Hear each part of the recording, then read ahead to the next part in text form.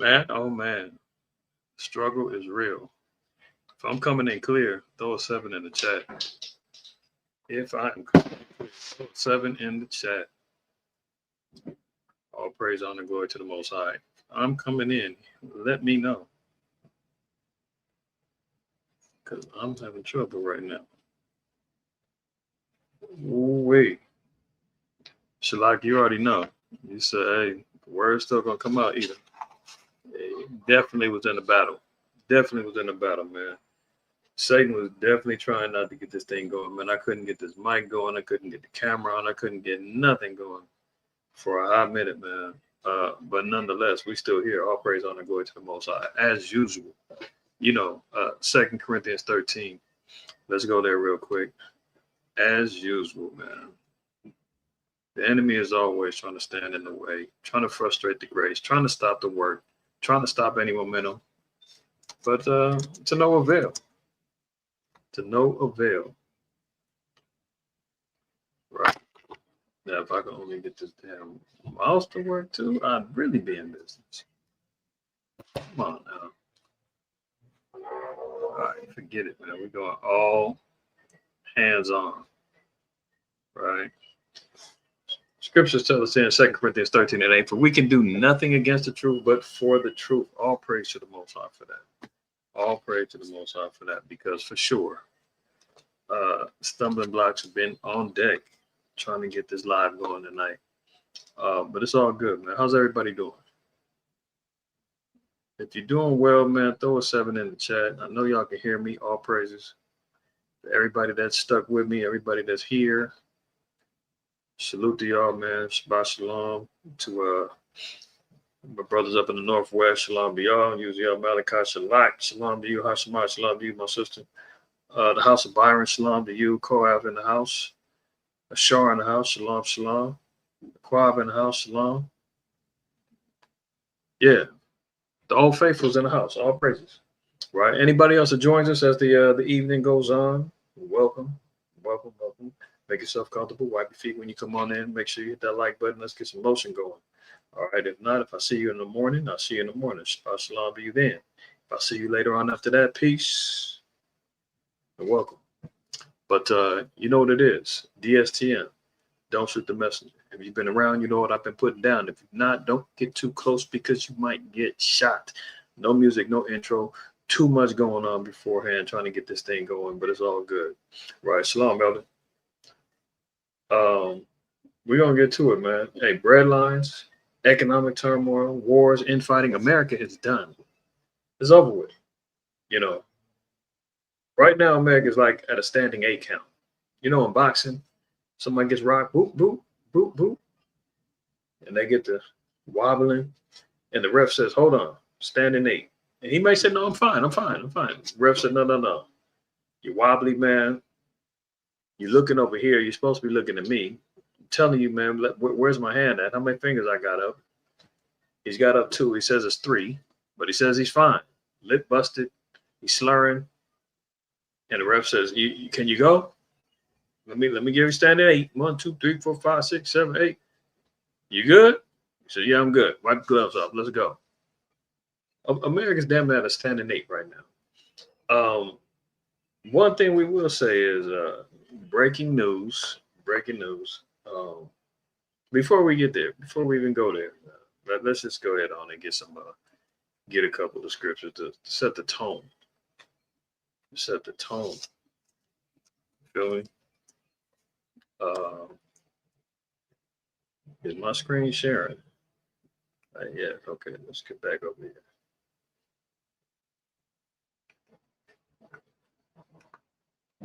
Gotta make sure I put the volume on for this too. So I got a few videos to share tonight. Let's hit Isaiah 13. Back for another one, man. All praise, honor, and glory to the Most High, Yahweh Shai. What Isaiah 13 and 2 says, lift ye up a banner upon the high mountain, exalt the voice unto them, shake the hand that they may go into the gates of the gates of the nobles. That's what the Most High is commanding us to do, man. So regardless if the technical issues come into play, you're frustrated, you're tired, you don't feel like doing the work of the Lord said, you know what? we have to exalt our voice. We have to shake the hand. We have to go into the gates of the nobles. We got to go tell Esau to his face, be it digitally, be it on the streets. The gates of the nobles is where you go into the chief places of concourse. You go into the places and the busy places to where you know where your enemies is at. You know where your rulers is at. You know where your oppressors is at. And you got to tell them straight. Judgment is upon this place. Now, he's throwing band-aids on these heavy wounds that's going on. But at the end all be all, you can't get around what the Lord said is going to happen. Jeremiah 28 in verse 8, the prophets that have been before me and before thee of old prophesied both against many countries. So the work of a prophet, the pedigree of a prophet, is to go out and prophesy against said countries, be it Babylon, Assyria, be it Greece, be it Rome, right? Be it America. All the places of our bondage and our captivities, the Lord always sent prophets, sent teachers. He said he sends his prophets up, rising up early in the morning in the book of Jeremiah. Rising up early in the morning, going out to prophesy against said countries, holding the children of Israel bondage. Prophesied both against many countries and against great kingdoms of war and of and of evil and of pestilence. Are they doing this in the churches now? The bishops, the deacons, the prophets, the so-called prophets and whatnot, are they out here teaching these particular principles that have been designated to the prophets of old? That's how you know a pedigree of a prophet. That's how you know one is sent of the Lord, because his message is going to tell you that he's teaching and saying things that the Lord said that those that were before him were doing the same thing. They ain't teaching like that in the churches. They're not teaching against many countries. They're talking about kumbaya, and they're talking about prosperity doctrine. They're performing fake miracles. They're doing hallelujah night tonight. That's not prophesying against many countries. They're encouraging our people to sin. The churches are open right now. Kids with costumes and the whole nine. Black churches are locking them in, claiming to be protecting them from, the evils of Halloween, and they're doing hallelujah night tonight. They're not prophesying against countries or great kingdoms. They're tucking their tails. They're being quiet. They're complicit with the evils that goes on here. They're taking the payoffs. They're working with the great kingdoms, what's known as the clergy response teams. If you know what that is, look that up. The clergy response teams. Those are the churches that are in alignment with the government that are going to be utilized as tools to help quell the people when worry starts to kick in, to convince people to do things that may be against moral and civil standards of the law, statutes, and commandments. If you was around, if you was in the world, and you just now came into the truth during the time of COVID, you had plenty of churches that was out there, and they were saying, we got to go ahead and get this poke in the arm, y'all. We got to reduce the spread. It's the Lord's work, man. You don't want to be going out here spreading germ and spreading evil. We want the churches back open. Go get poked up. And now they're holding funerals for some of them same people. Against great kingdoms of war and of evil and of pestilence. That's what the Lord called us to do. All right. So we're talking about these places going down, man. Hey, this is one of them. And look at this, Jeremiah 50:2. It says, declare ye among the nations and publish. I mean, it's got to be posted, stamped. It's got to be made known and set up a standard. Publish and conceal not. We're not supposed to be hiding and tucking our tail and quiet. And what are we supposed to say? Babylon is taken. Bel is confounded. Merodach is broken in pieces. Yeah, the idols of America is being taken out. Merodach was one of the kings of Babylon after Nebuchadnezzar II.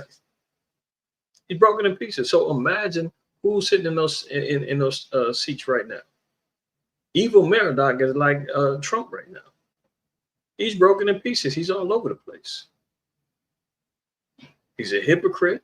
He's starting up wars when he said he was trying to end wars. He said he was going to make America great again. He was going to make America affordable again. He's faltered on that. There's no jobs. The inflation rates is going, it's sky high.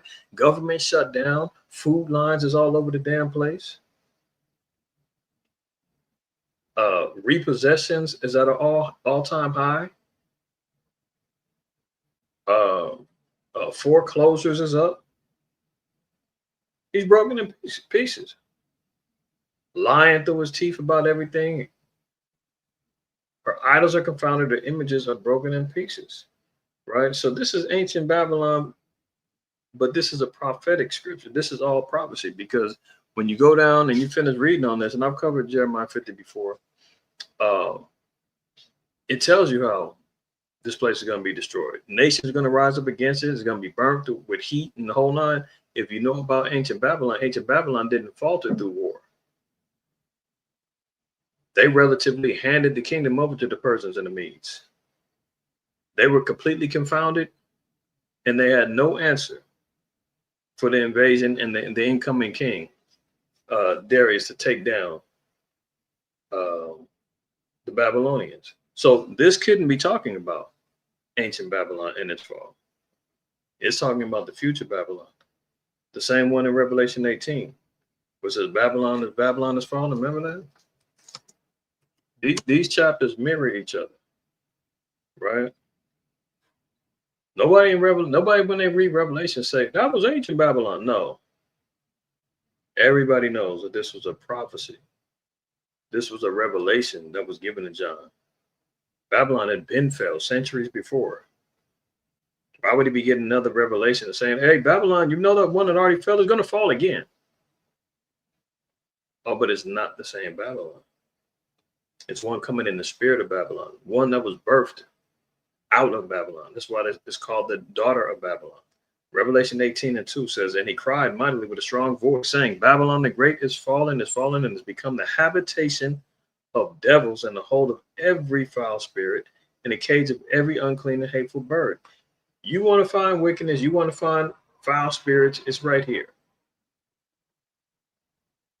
That's why this place is known as the land of milk and honey, the great melting pot. This is where all the nations come together, where they can worship how they want to worship.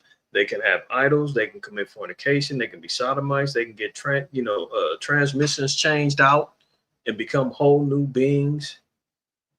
They've got PDF file networks.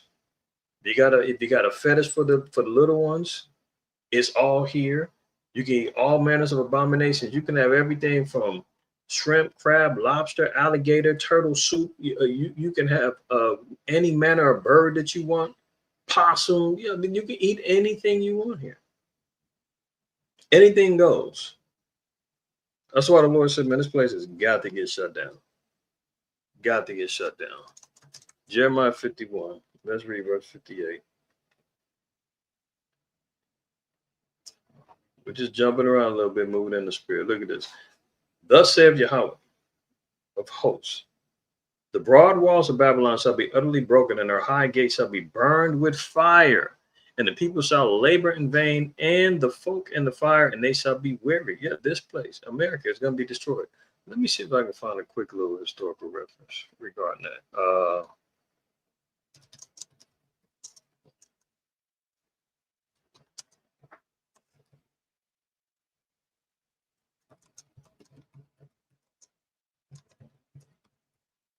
Let me see.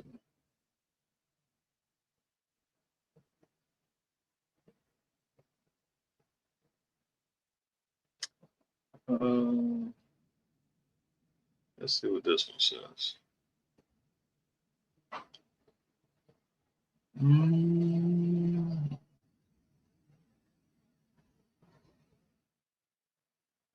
Okay, so you notice here, just real quick, it said the downfall of Babylon was a result of a combination of factors, including internal strife, political mismanagement, religious tensions, and the military prowess of the Persians. So it's already talking about the decline of Babylon through all those particular means and factions. Reasonings, right? The rise of Cyrus the Great Persian Empire. Let's see what they say here. While Babylon was grappling with internal problems, the Persian Empire was rapidly expanding under the leadership of Cyrus the Great. Let's see. Invasion of Babylonia. 540 began to invade Neo-Babylon. Babylon multifaceted. Da, da, da, da.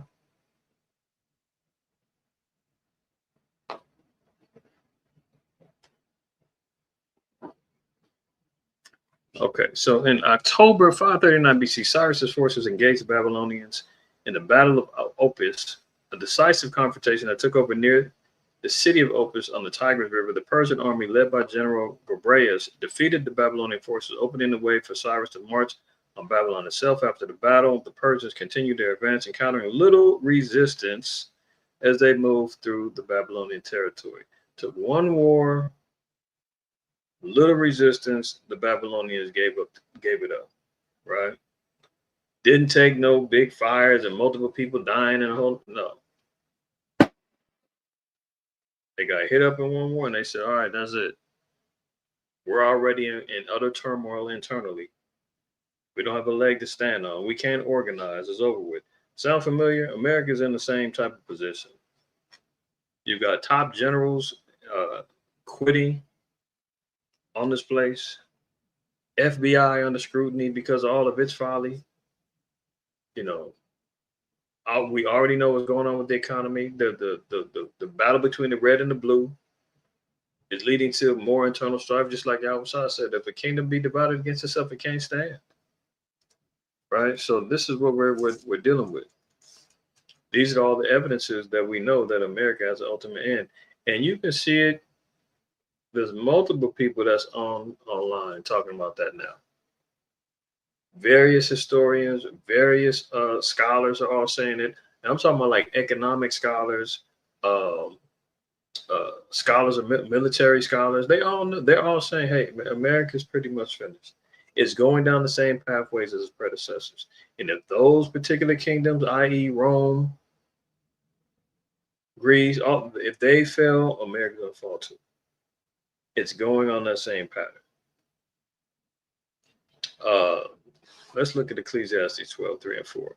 In the day when the keepers of the house shall tremble, and the strong men shall bow themselves, and the grinders cease because they are few. What's the grinders? These are the workers, right?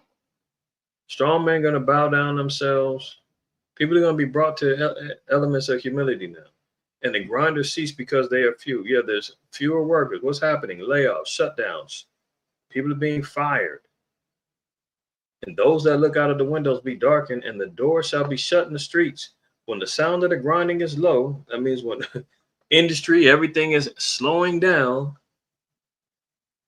Government shutdowns. Sound familiar? Right? And he shall rise up at the voice of the bird, and all the daughters of music shall be brought low. So the good times is running low in this place. All the economic things that we're seeing, it's all prophetic, man. Revelation 18, look at this. Verse 21 and 22. And a mighty angel took up a stone like a great millstone and cast it into the sea, saying, thus with violence shall that great city Babylon be thrown down. So this is why you're seeing the increase of military on the streets. They're talking about a civil war on the rise. The so-called FBI just stopped a supposed terrorist attack that was supposed to happen all throughout Halloween weekend out of Detroit. Now, I don't even know if I believe that, but okay, we'll get to that story in a little bit. Thus with violence shall the great city of Babylon be thrown down. See, we just got to seeing ancient Babylon had one war, and there's some historians that say it wasn't even really like that. Now, Babylon was in such disarray that when a mighty kingdom like the Persian and the Medes, who joined forces that came up against Babylon, Babylon was like, look, you got it. We'll gracefully bow out. But we see there was one battle, Battle of Opis. They got taken down. And the Persians and the Medes was looking for more smoke. Cyrus was like, okay, one down, more to go. What's happening? And the Babylonians was like, no, y'all got it. It's cool. That's not the violence that this particular Babylon is talking about. We're talking about ICBM missiles. We're talking about civil war. We're talking about race war. We're talking about tanks, planes, trains, automobiles, drones, all of that good stuff is going to take this place down. In particular, you're going to have ICBM, nuclear missiles, Hellfire missiles, all that good stuff taking this place down, in addition to the chariots. It says, and shall be found no more at all. So this place is going to be a smoking heap when it's all said and done. America will be no more. It's going to be inhabited by the damn animals that escape and the insects. It will no longer be livable or inhabitable. Verse 22, and the voice of harpers and musicians and of pipers and trumpeters shall be heard no more at all in thee. See, all of the music, the entertainment. Remember, this is the entertainment capital of the world, right? Hollywood. The music industry, everything's founded out of here. It's a global phenomenon. All the hip hop, pop, uh, R&B, you name it, pop star, everything comes up out of here. I don't give a damn about the Koreans and the K-pop. Where do they get the pop from? Who's the king of pop? Michael Jackson. You ain't had no pop unless it came from over here. The Koreans got K-pop. They've managed to manipulate the style and the music over there, and they got their own little thing going on over there. But if we talking about the global control of these particular aspects of entertainment, it's all from here. But it says it's not going to be no more at all in it. I mean, already they're talking about how there ain't no money in the music industry no more. They're already talking about replacing actors with AI. Every movie that they got now, damn near, it's all got CGI and technology and green screens going on behind it. I mean, there ain't nothing real no more. The music industry, they saying is burnt out too. They're just looking for one little hit to try to keep the ball rolling. The artists are all stuck in these 360 slave deals where they got to break bread with the record label on everything that they get and they buy. Only type of money they get is going out doing shows. And now that people ain't got money no more like that, they ain't going out spending up a gang of money to go buy a ticket to go to no damn rap show or R&B show. You still got a few people out there who's willing to go slide their credit card down so they can go see Chris Brown or go see their favorite artist. But soon that's gonna be dried up. Everybody's faking it till they make it. Instagram is like the whole new, fake plateau. I seen some little dudes out taking pictures in front of a damn I forgot what kind of car it was. It was some little foreign car. Faking it like it was theirs, and they was out there posing it and got about it. I couldn't do nothing but laugh. I was like, because I know they're getting ready to post that on Instagram and acting like it's theirs. So the Lord said, the voice of the harpers, musicians, and the pipers, trumpeters shall be heard no more at all in thee, and no craftsman of whatsoever craft he be shall be found any more in thee. We already hearing about how America no longer is a country of industry anymore. Everything is imported. That's what the Agent Orange is trying to fight that to hold on to.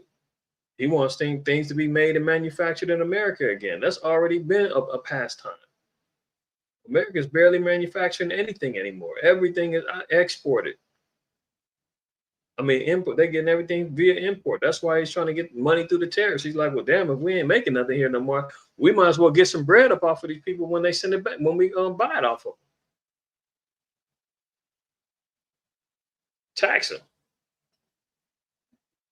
He said, it shall no bit more be found in thee, and the sound of a millstone shall be heard no more at all in thee. So everything industry-wise going to be shut down. This is why you're seeing all these layoffs. They talk about AI taking over. I've seen a couple of videos where they're talking about, man, there's only going to be about 5 jobs, maybe a little bit more, don't quote me, really left. When this fourth industrial revolution kicks in and everything is going to be based upon robotics and AI, I mean, damn near every industry is going to have some semblance locked in with the beast system. There'll be a few trades that you probably can still hold on to.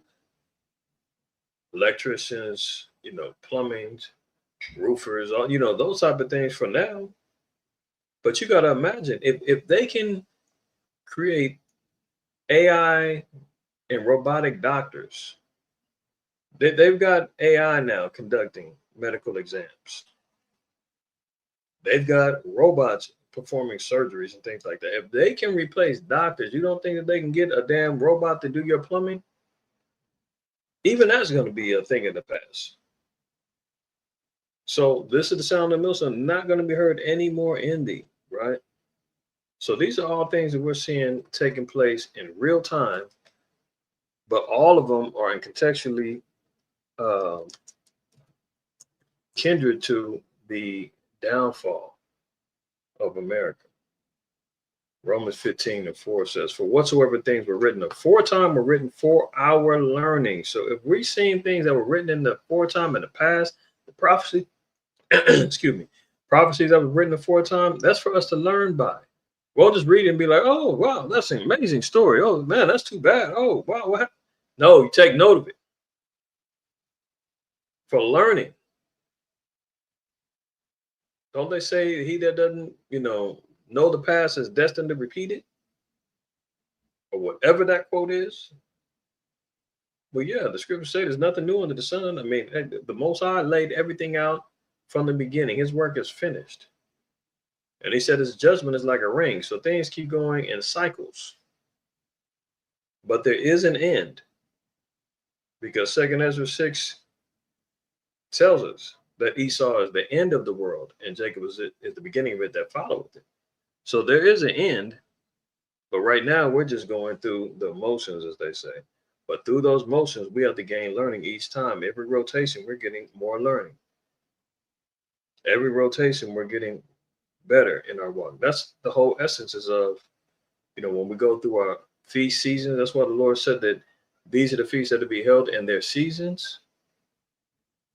Because what happens? In seasons, things change from the weather to the agriculture, through the nature of, the animals, how they live, what they do, how they react, living conditions, all those things. Same thing. With our feast days, they're all seasonal. Change is supposed to happen within us throughout each one. We've talked about how each particular feast day lines up in the spiritual essence with our temple, tabernacle, its building, its cleansing, those things. We're supposed to be in that cycle, continually growing seasonally. That's how we get our learning. But that's why it was written aforetime, so that we can get our learning. That through the patience and comfort of the scriptures might have hope. See, we read these scriptures, we get the patience, we get the comfort. Because what's that bring? It brings hope, because everything that we read, we're seeing it come to pass. We know what the end is. The end is in our favor. Everything that's going on is for us. The animals is out here revolting. The earth is fighting back. They're all like, damn, we need the children of Israel back in power again.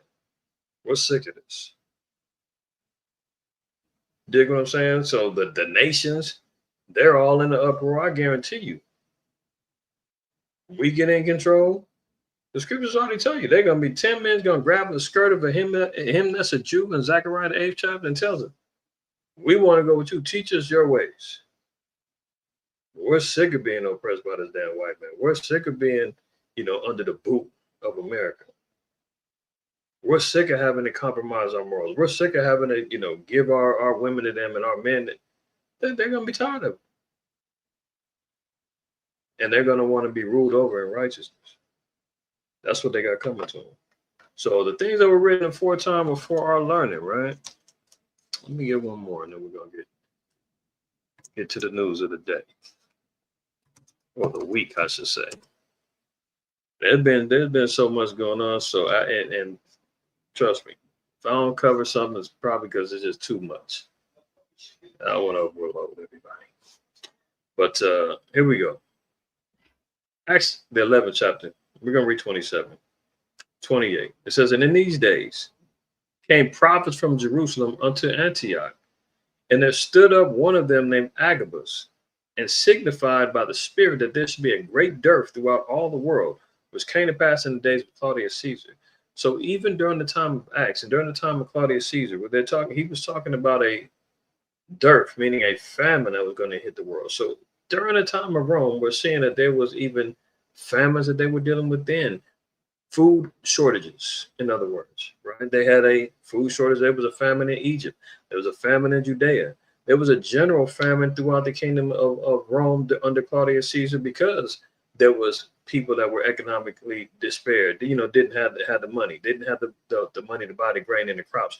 So there was a global famine that happened in different periods of time under Claudius Caesar's rule. So the prophet Agabus, he was on point.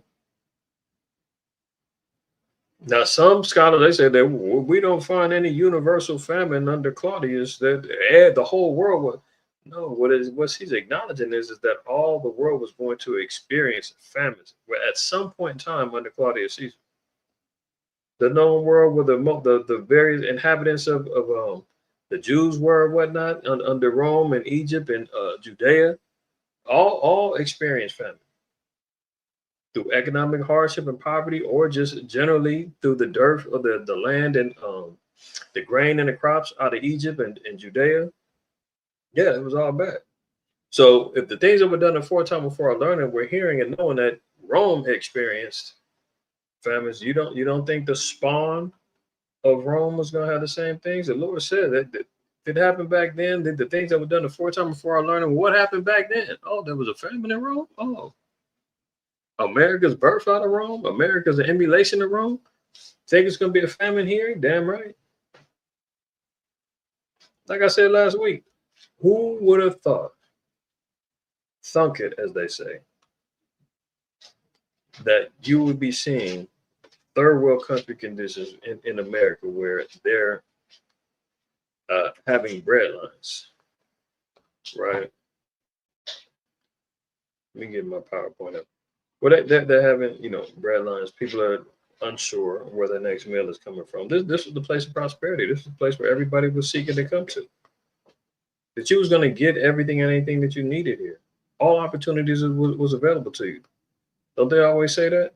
You can have anything if you believe and achieve and all that other stuff. Tell that to the government workers who's out there struggling right now. But leave it to Esau, man. He's gonna tell you, don't worry, help is on the way. Breaking news, right? Judge orders a SNAP contingency funding. Right? So there was a judge.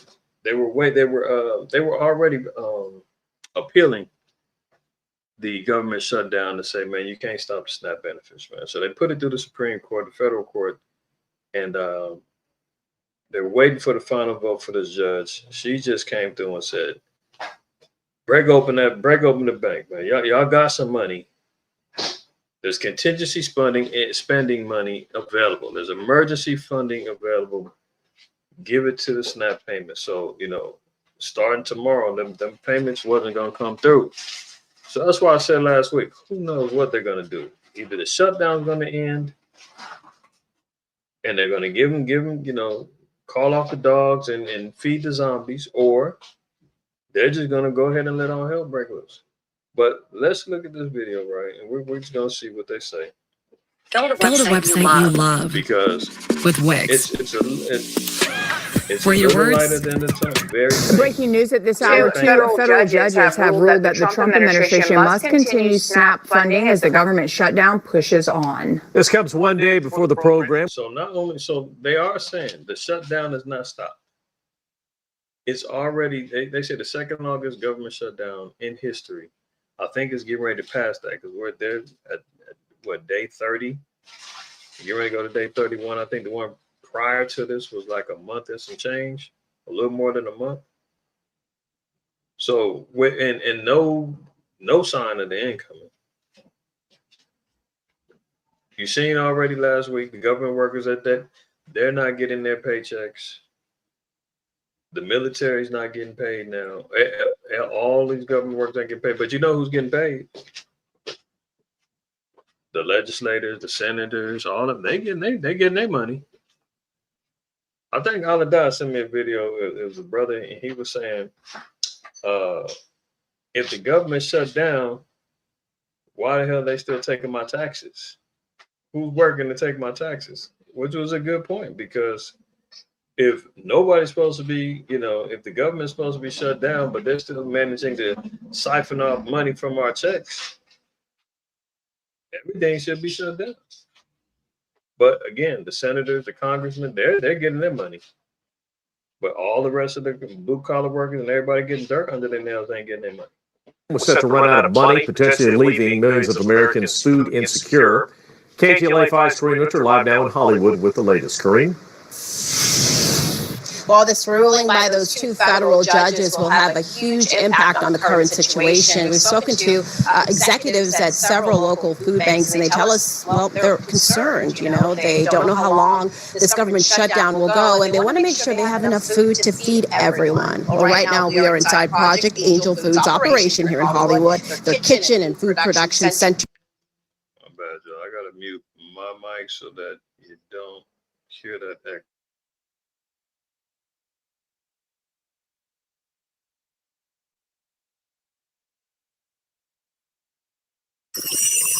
I'm gonna get the hardest thing is to get started. You have. Breaking news at this hour, 2 federal judges have ruled that the Trump administration must continue SNAP funding as the government shutdown pushes on. This comes one day before the program was set to run out of money, potentially leaving millions of Americans food insecure. KTLA 5's Corrine Richter live now in Hollywood with the latest. Corrine? Well, this ruling by those two federal judges will have a huge impact on the current situation. We've spoken to executives at several local food banks, and they tell us, well, they're concerned. They don't know how long this government shutdown will go, and they want to make sure they have enough food to feed everyone. Well, right now we are inside Project Angel Food's operation here in Hollywood, their kitchen and food production center, which they're expanding to serve more people. That's why it's now under construction. And today they'll be speaking here along with Congresswoman Laura Friedman. Friedman announcing new steps to protect SNAP recipients. More than 1 million Angelenos rely on these benefits, and millions more all across the state. That supplemental aid set to expire at midnight. Congress has billions allocated for this type of emergency funding that the Trump administration did not want released. Several states, including California, sued to keep these benefits coming. And of course, that huge ruling today by those two federal judges that the Trump administration must continue to fund the SNAP food aid program using these contingency funds during the government shutdown. This ruling will likely face appeal.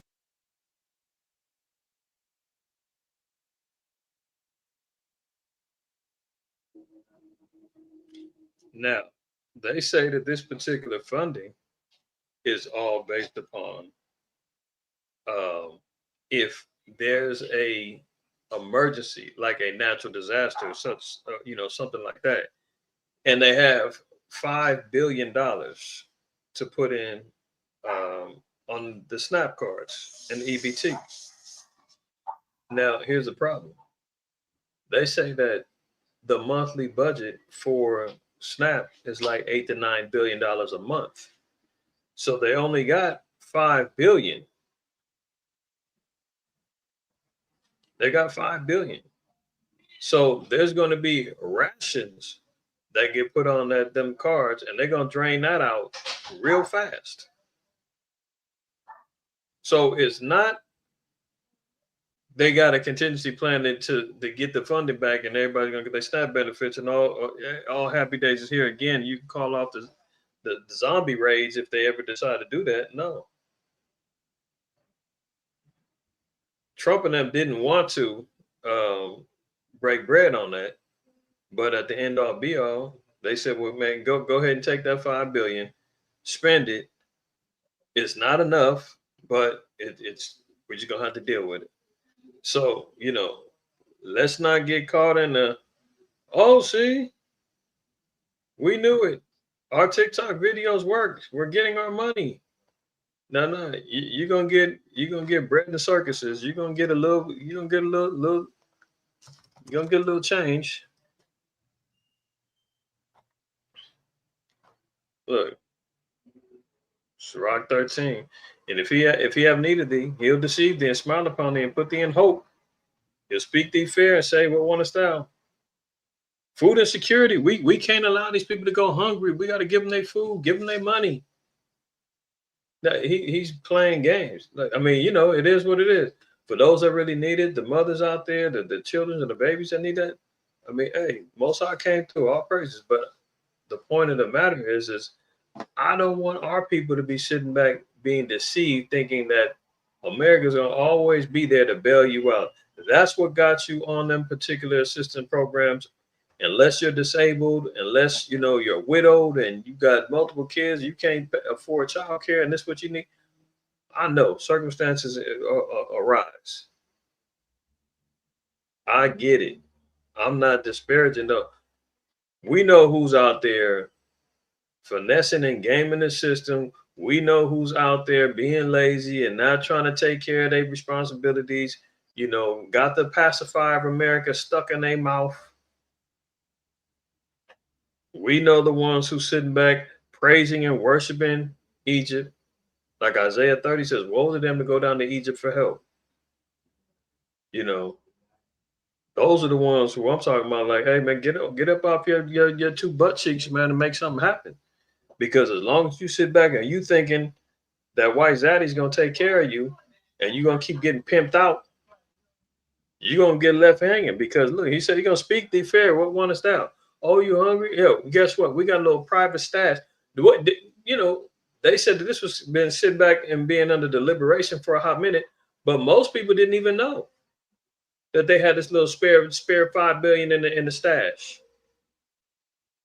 Trump didn't want to let it go, and they have stipulations say, man, that's emergencies for natural disasters, some sort of environmental emergency or something like that is not supposed to be opened up for political reasons.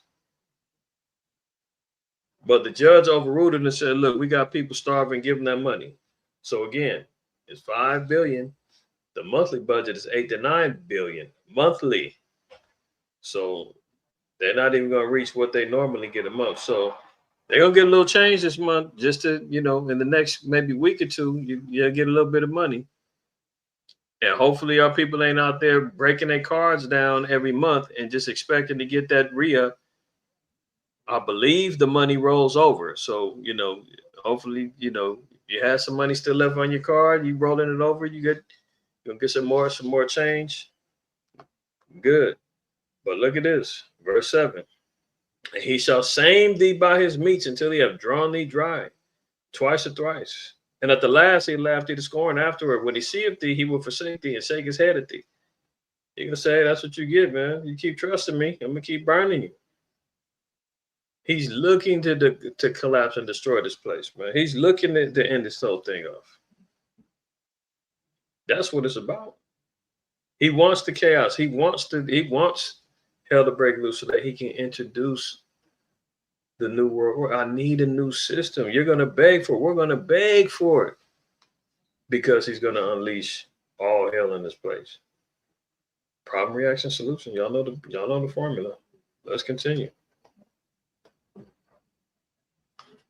Now, here's a good video where Agent Orange readily admits that the war that's going on over there in Venezuela is about the oil, not about the drugs. Look at this, 2024. Let's hear him. 2024, Agent Orange flat out admits he wants Venezuela to collapse so he can take their oil. We've been saying this for a long time now, but hey, finally found a video where he's going to say it. You ain't got to hear it from me no more. How about we're buying oil from Venezuela? When I left, Venezuela was ready to collapse. We would have taken it over. We would have gotten all that oil. It would have been right next door. You hear that?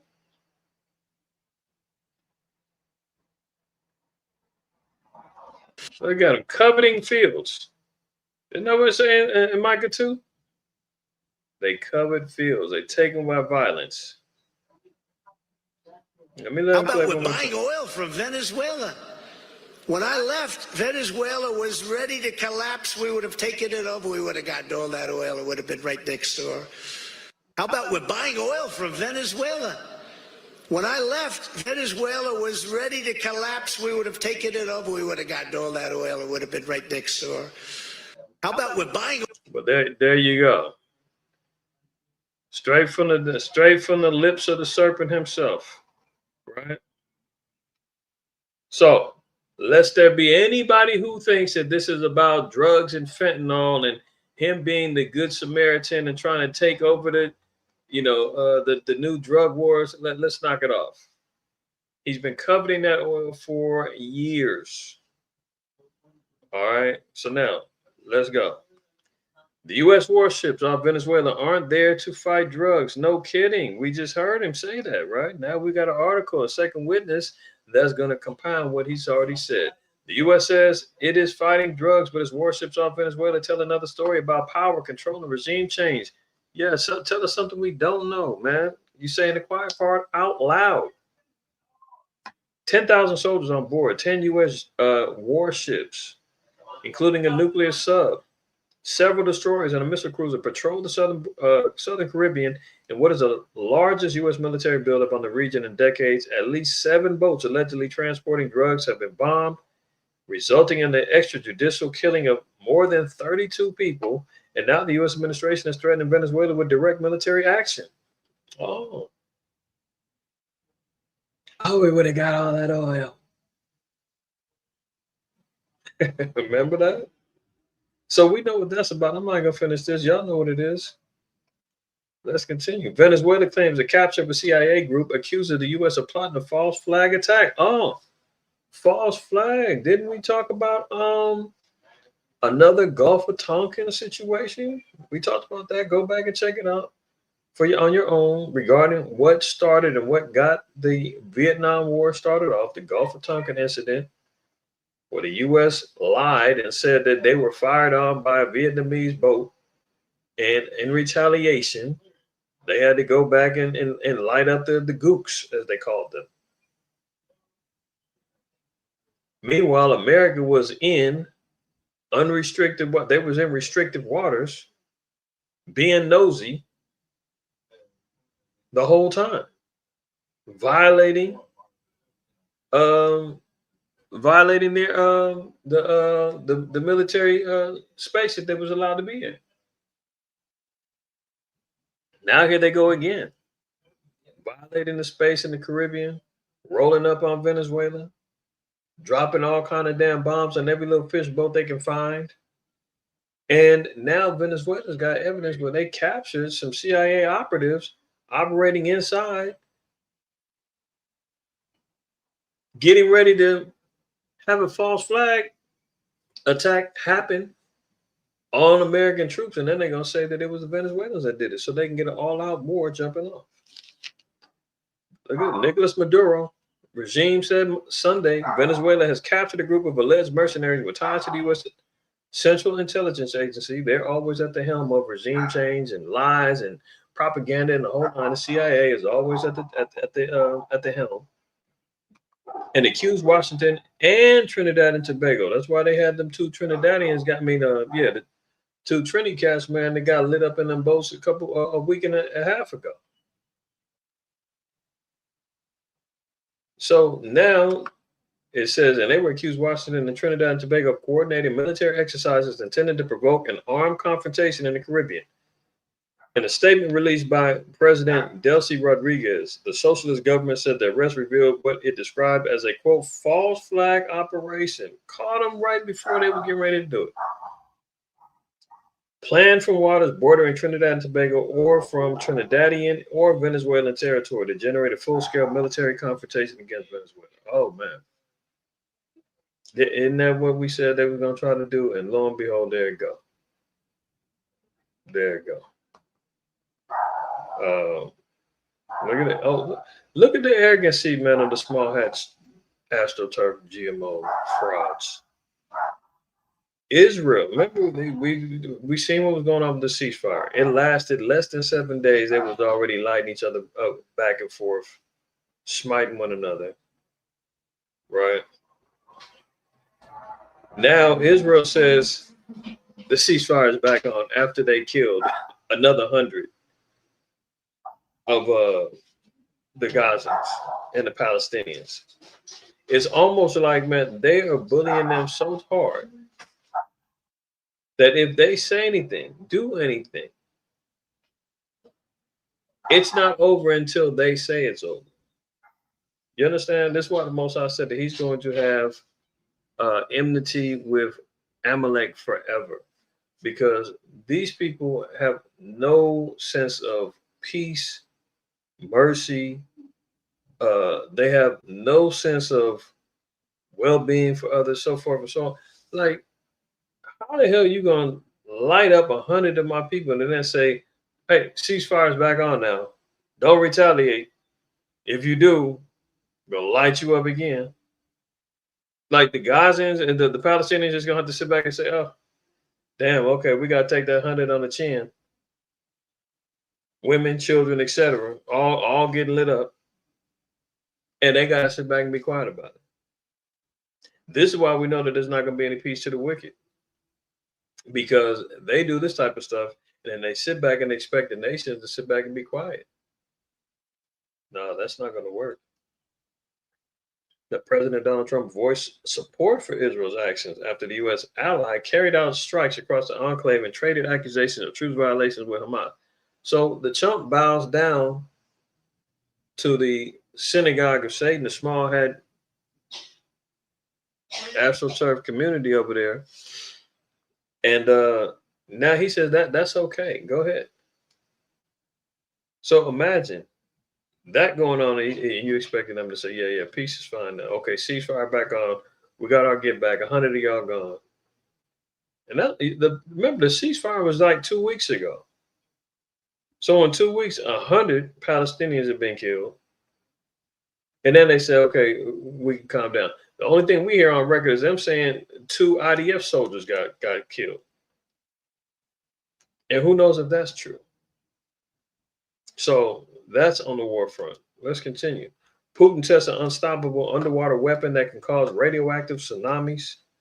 Yeah, you're talking about the war drums, the nuclear war drums is beating heavy. China also has a weapon of similar power. I think I made mention of it last week. They've got an underwater bomb that it doesn't even explode on land. It explodes underwater to cause a tsunami. And Putin got a similar weapon. Look at this.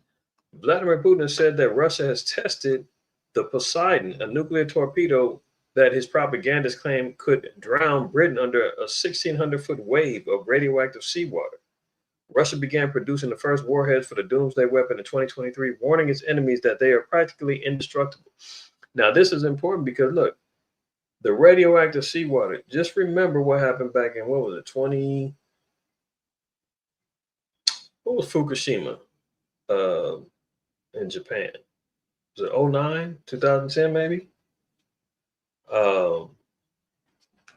Why ask, IQ, when you can look it up? Why guess? What was Fukushima? Let's see what they say.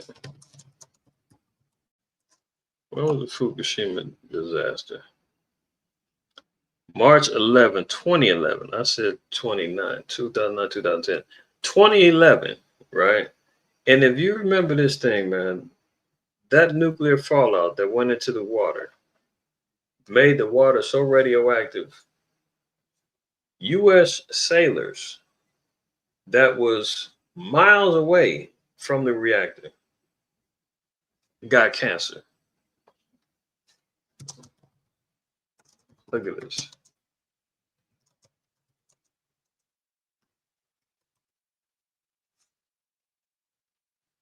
See this? U.S. sailors face grim diagnosis after Fukushima mission. U.S. Armed Forces service members speak out about facing cancer, brain tumors, birth defects in their children, and the rare health problems since being exposed to radiation during the humanitarian mission to Fukushima, Japan. So what the point is that the water alone mutated and jacked the fish up. The water you couldn't be in that water, you couldn't be around it. So what Russia now has a weapon that will, what they're saying, drown Britain, right? 1,600-foot wave smashes over on Great Britain. survivors are going to be exposed to the radioactive water, the fallout in the air, the whole nine. So if you survive, you're still going to die because of the damn radioactive exposure. I mean, this is wicked. But here this is why you see when you talk about Esau living by the sword, man, you got to be diabolical, man, to be thinking about weapons like stuff like this. This is practically indestructible because you can't find it on the radar. There's no underwater, missile guidance system that you can stop the damn thing. There's no golden dome. There's no iron dome that can stop it. And China's got a similar weapon. It says the president said today, for the first time, we managed not only to launch it with a launch engine from a carrier submarine, but also to launch a nuclear power unit on which this device passed a certain amount of time, describing it as a huge success. He repeated again that there is no way to intercept the drone. And here we are on coastal cities, California, Oregon, Washington State, Alaska, New York, all the places. We get drowned out like a mug. Imagine that. But let's continue. Look, rain of fire. Russia tests nuclear-powered flying Chernobyl missile superweapon that is unlimited range. So he's firing underwater. He's firing in the air. All the nuke testing. Putin is testing out his weaponry. He's showing off. It's war drums beating. This is where they have a measuring contest, as they say, in terms of warfare. To keep it PG, Russia go down and unzips his pants. You dig what I'm saying? He say, hey, man, show me yours and I'll show you mine. The gay games damn Esau play. They're doing that militarily. Right? So he's got this particular missile, the flying Chernobyl. He said he vowed it's going to be soon to be ready for war. The Russian president said the menacing 9M730 Bereznik missile, assigned the codename Skyfall by NATO, was a weapon of unlimited range powered by a nuclear engine. And we've talked about those things. I did a video about how America's going to be destroyed. Went over the missile capabilities, used video, the whole nine. Go find it in the archives. You'll see it. That how America's going to be destroyed. Right. Putin's long-touted superweapon will be met by a skepticism in the West, with the missile's development history previously blighted by failures and delays. So he's saying that no more failures and delays, man. It's ready to go.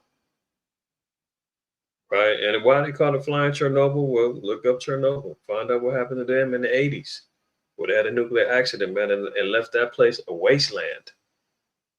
Only thing running around right now is like mutated dogs and stuff over there. Uninhabitable. Just like they said that America would be. Let's continue. Not playing games. Trump responds to Putin testing invincible nuclear cruise missile. Oh, here, Agent Orange jumps out and says, you over there flexing. I'm going to go ahead and show you mine now. Right? So now he's saying, look, he says, they know we have a nuclear submarine, the greatest in the world, right off their shores. So Trump's saying, you want to play? We got a sub. Nuclear capable, man, right off of your shores. What are you doing? He likes to troll. He likes to talk stuff, And then when somebody calls his bluff, he wants to double back and renegotiate like he did with China. And he talked all that madness about China and the tariffs and 100% inside the third. He didn't bow down, double back. I was just playing. Let's talk. And now, they got a whole nother deal. What that is, I ain't did too much research on that, but they're talking about the tariffs and the imports from China is going to be back in. China apparently walked away the victor in that particular negotiation, for what I'm hearing, because obviously it wasn't what Trump said he was going to do. But anyway. He's jumping on his Truth Social to talk stuff. We don't need to go We don't need to go 8,000 miles. Putin ought to end the war. A war that should have taken 1 week is now in its 4th year, he continued. That's what we ought to do instead of testing missiles. So he's, trying to divert the attention, saying, hey, man, we got a nuke over here. But anyway, besides that, man, you need to stop the war instead of testing out the missiles. He don't want that smoke, man, because he knows what's going to happen. What the Most High prophesied, the end of this place. Scriptures in Jeremiah 50 tell you that multiple nations who are armed with the bow are going to rise up against this place, man, and start lighting it up. China, North Korea, the kings of the East, Russia. You dig what I'm saying? It's going to be an impactful thing for this place. There's more. Trump tells Pentagon to immediately resume testing U.S. nuclear weapons. So now Trump jumping out the window. North Korea's they've been doing their little nuclear testings, showing off. So of course, Agent Orange and his proud self, he's got to jump out and say, well, we're doing it too. We're going to show you.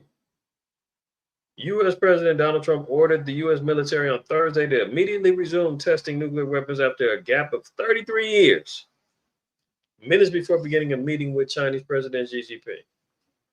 So now he's doing it. So now you hear the drums beating. They're testing over there, they're showing off over here, over there, and everybody's saying we're immediately ready to go. How much closer are we to World War III? Really being a global conflict and not a proxy war, or not, skirmishes between nations and whatnot. No, we could be very close, man.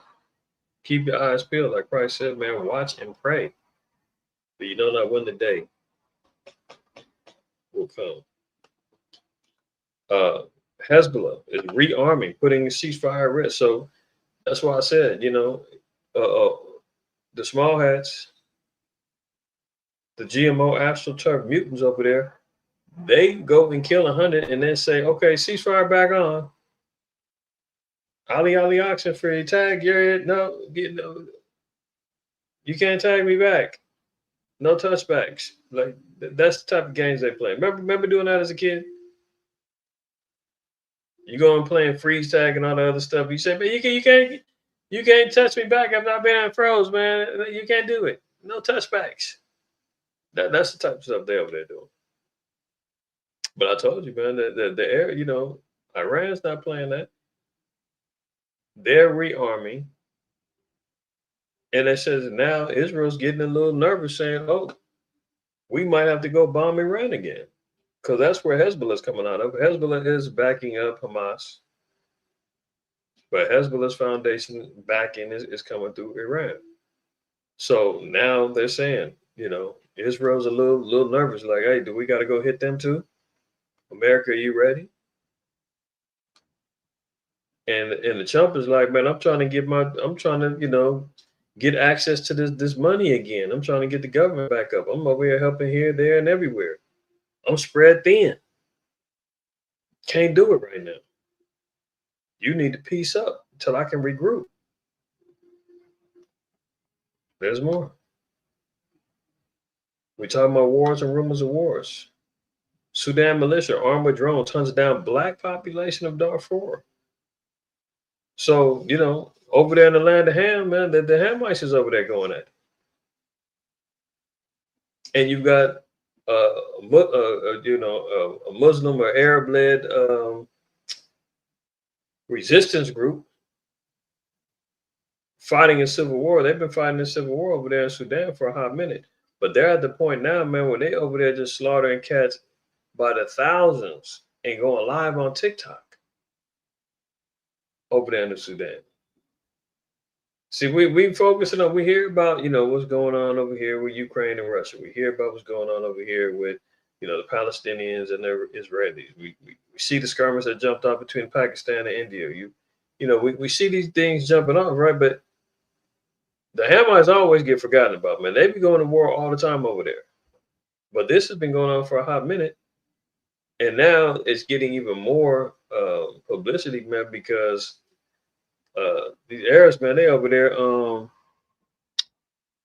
taking out these other over there. See, look at the Sudan Civil War is taking a jarring turn in Darfur, where an Arab-led militia is now using state-of-the-art drones and execution squads to dominate the region's black population. And what's so interesting is, the damn Arab, they look like black Arabs, really. But you can tell the Sudanese, man, they dark. They, them skinny hammer looking ones over there. But, in interest of the war, rumors of war, so forth and so on, right? This is just something else that we add to the plate. Remember, it said nation shall rise against nation. That's tribe against tribe. That's nationality against nationality. That's civil war. That's race war. Kingdom against kingdom. That's what's going on right now. Humanitarian groups say the violence has been escalating since the militia seized control of El Fasher, the largest city in the region. Videos shared online by the Sudan Doctors Network and other local rights groups appear to show militia members shooting unarmed civilians at point-blank range in a city on the fringes of the Sahara. In the streets, dead bodies are scattered alongside burned-out vehicles. Yeah, they got one cat, man. They calling him the Butcher of the Century. Let me see if I can find him.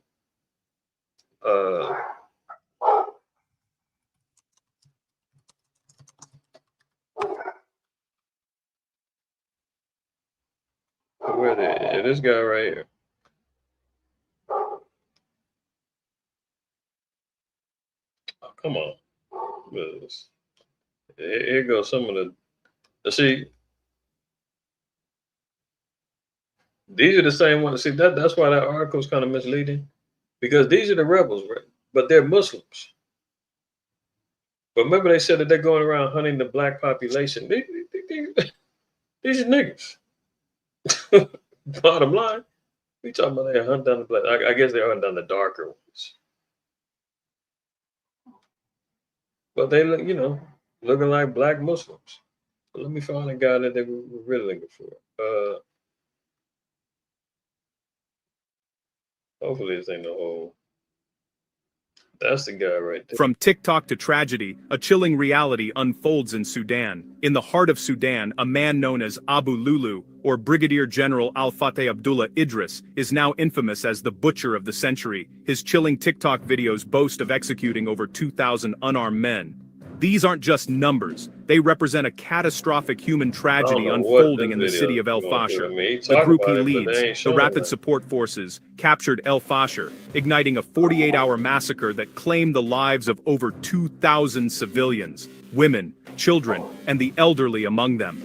The violence was unrelenting, with reports of mass killings and hospital attacks painting a dire picture of the crisis. International organizations are sounding the alarm, warning that these events could amount to genocide. The stories from survivors. Yeah, I don't know. There might be some scattered Israel within there. We are throughout the four corners of the earth. But by and large, the Sudanese is all him. I'm trying to get a good picture of the guy. That's him right there. He said he's claiming they killed 2,000 Sudanese. See, and there they go running.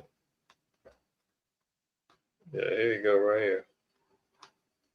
They calling him the Butcher of the Century, right? Where's the humanitarian aid for them? America's supposed to be the leader of the free world. They're supposed to be leading democracy throughout the world, right? But Trump's got the saying last week in regards to Argentina. They're fighting for their lives. Little lady, you don't know what you're talking about. They're fighting for their lives. Argentina is pretty much destroyed, right? But here you got Sudan. I mean, if you're going to play the superhero role and throw on your red, white, and blue cape and claim to be the savior of the nations, well, why don't you go help the damn Hamites then? Oh, because them little dirty, stinking Hamites over there, they don't fit the profile, right? They can't get the aid, the help, the military backing. Obama's old African unit over there, how come they can't go over there and get in the middle of the heat? It's not in Esau's interest. That's why. Sudan ain't got nothing that America wants. So let that go. Right? Look at this. Treasury Secretary warns the U.S. won't be able to pay the military by November 15th. November 15th, they telling the military, man, you ain't gonna get your bread, man. Treasury Secretary Scott Bessent said that the active military service members will miss their paychecks by November 15th if the government shutdown persists, while suggesting that it's not certain that all of them will be paid at the start of November. But then the Mohawk, right-wing, bloodlusting Republicans and them congressmen, they gonna get their paychecks though. The same ones who's out there propagating and saying, go out there and fight for us, go out there and kill, go out there and bomb, go out there and, commit drone attacks and everything else. They ain't gonna pay you. But this is par for the course in getting back to the imminent destruction of America, because that was one of Rome's downfalls as well. They had such an expansive military, man, they couldn't pay them. They started running out of money. And the soldiers said, man, what are we fighting for? It became like, they became like mercenaries. Like, if you can't pay me, I ain't interested. I'm cool. That's why you even see just already the dissent going on between, remember that whole little military meeting with all the generals that Pete Hegseth and Trump had? That pep rally saying, man, we want no more pot bellies and no more this and get on the job and that. And all the generals was looking like, man, if you don't get the hell up out of here, man. You called us over here for that? Okay. So look at this. Let's do some parallels. First of all, let's get a couple of let's establish America first, right? Let's see.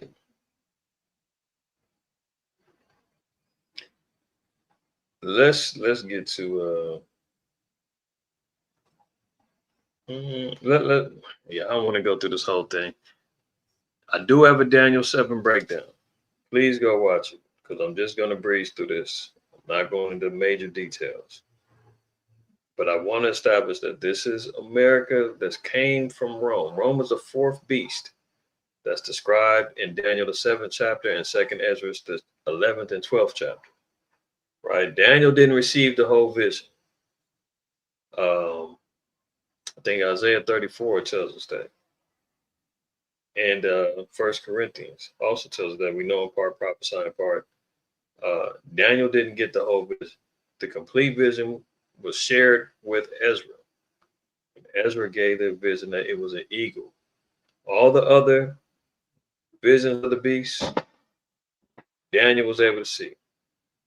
Right? He saw the lion. He saw the lion with wings. He saw the leopard with the 4 wings on it. He saw the beast. He saw the bear with the 3 ribs in his mouth. But now this 4th one, he didn't see the animal,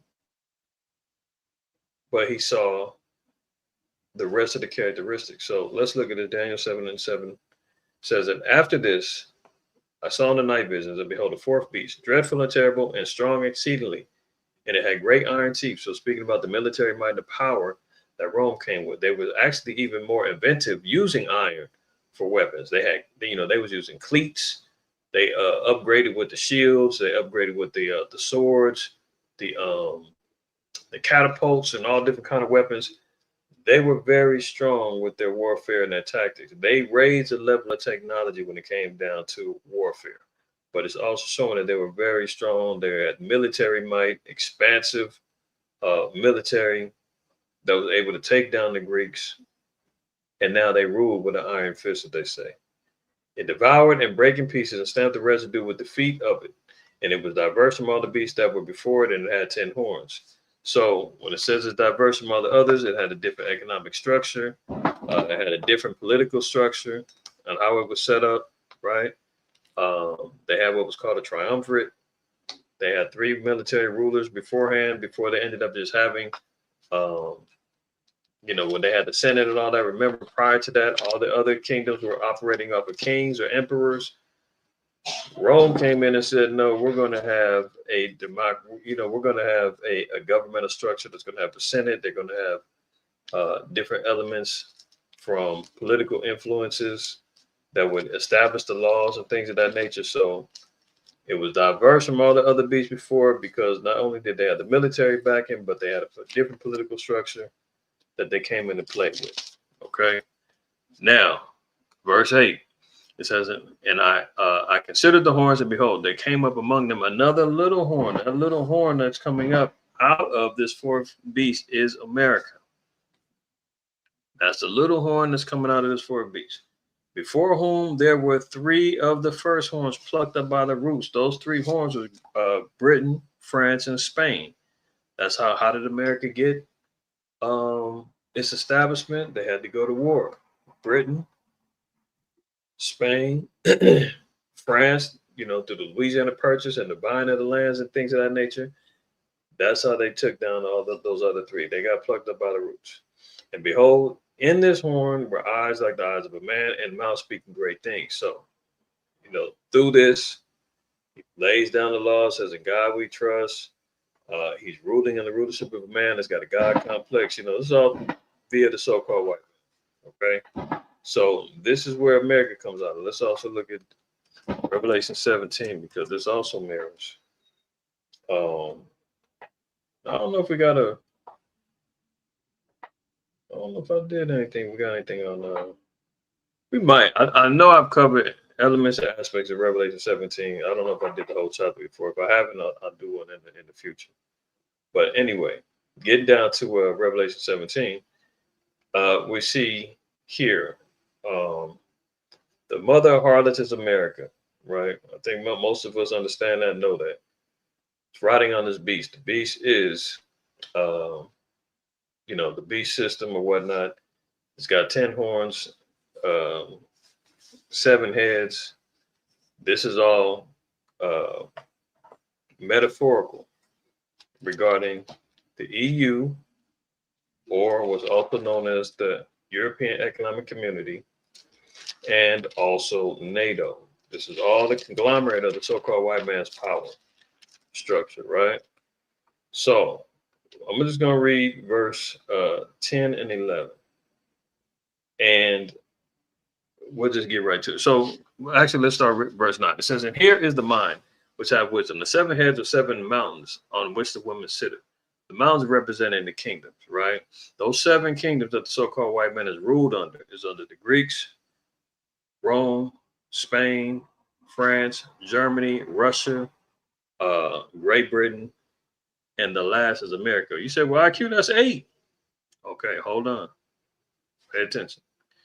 So the 7 heads, again, that America has ruled under, these 7 mountainous or rulership kingdoms, is Greece, Rome, Spain, France, Germany, Russia, Great Britain, and also America. Now watch this, verse 10. And there are 7 kings. See that? The heads of the kingdom. 5 are fallen. The 5 that fell were Greece, France, Spain, Germany, and Russia. They all fell eventually through their rulership. It says, and one is. Now, Rome is the one presiding factor over all of it. And it says, and the other is not yet come. So the one who hasn't been revealed yet, which is we're going to find out, is still relevant because it's of the one. The one that is, the one that still has relevance. And there's another one that hasn't came yet. Right? It says, and when he cometh, he must continue for a short space.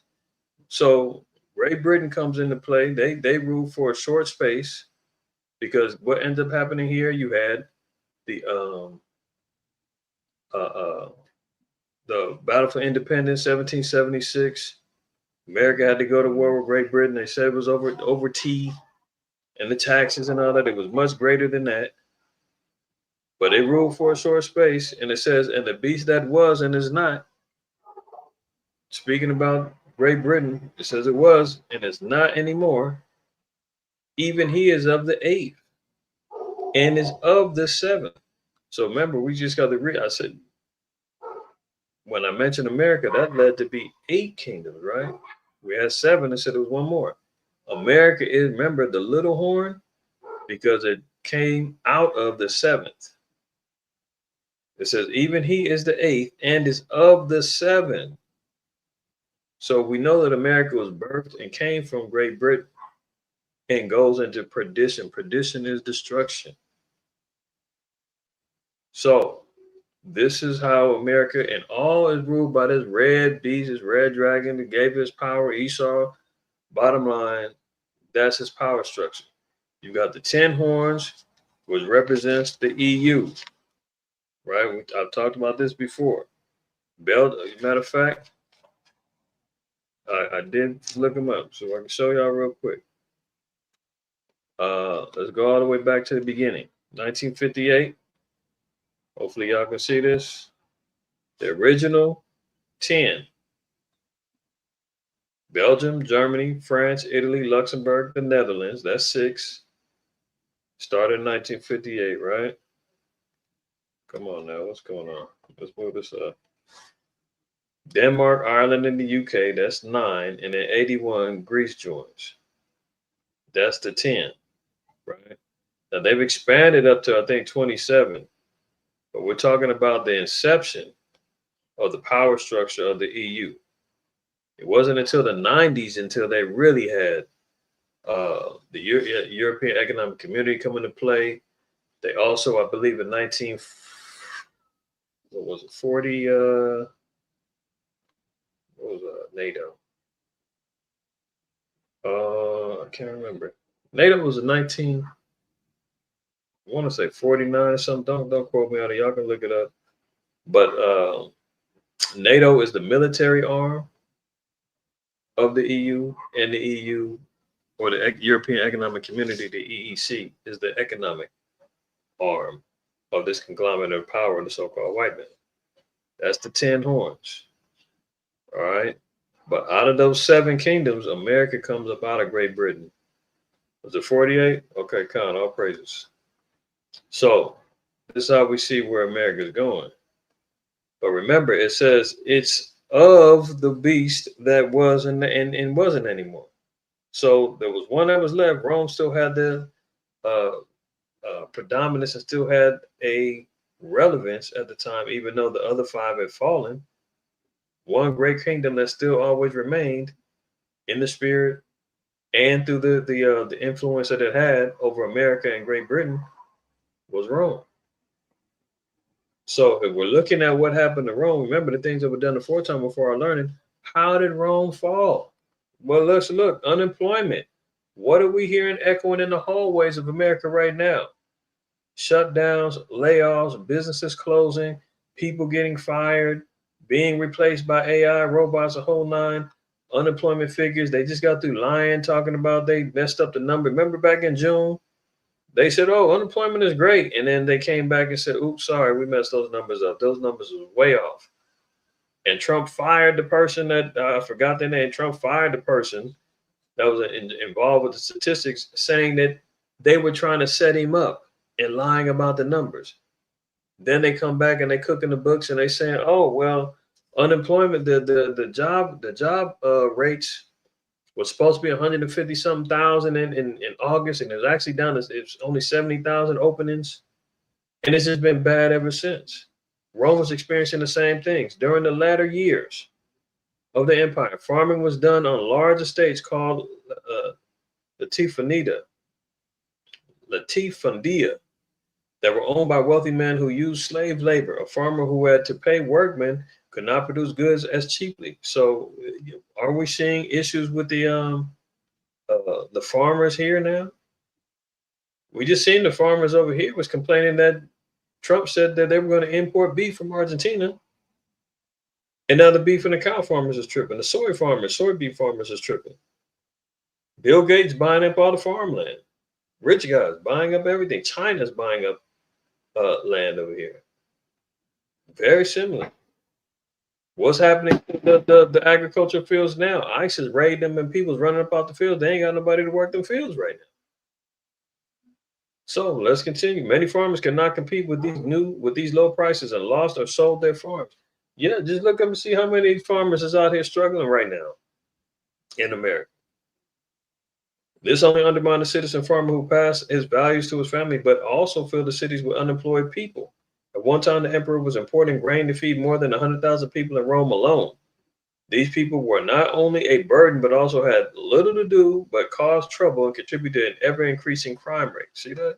But ain't no jobs, people starving, they hitting the streets. That's why you see them on TikTok acting a fool, whether they're paid actors or part of the TikTok goon squad used by the Democrats, or they just trying to go viral to get a little paycheck, or they really are legitimately concerned people saying, "How am I going to eat and feed my kid?" Like, look, this how you know it's targeted and it's bullish with all them damn TikTok videos.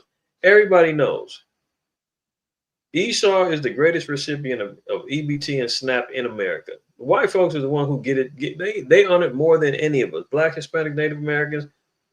White man is on EBT and SNAP more than us. That's facts.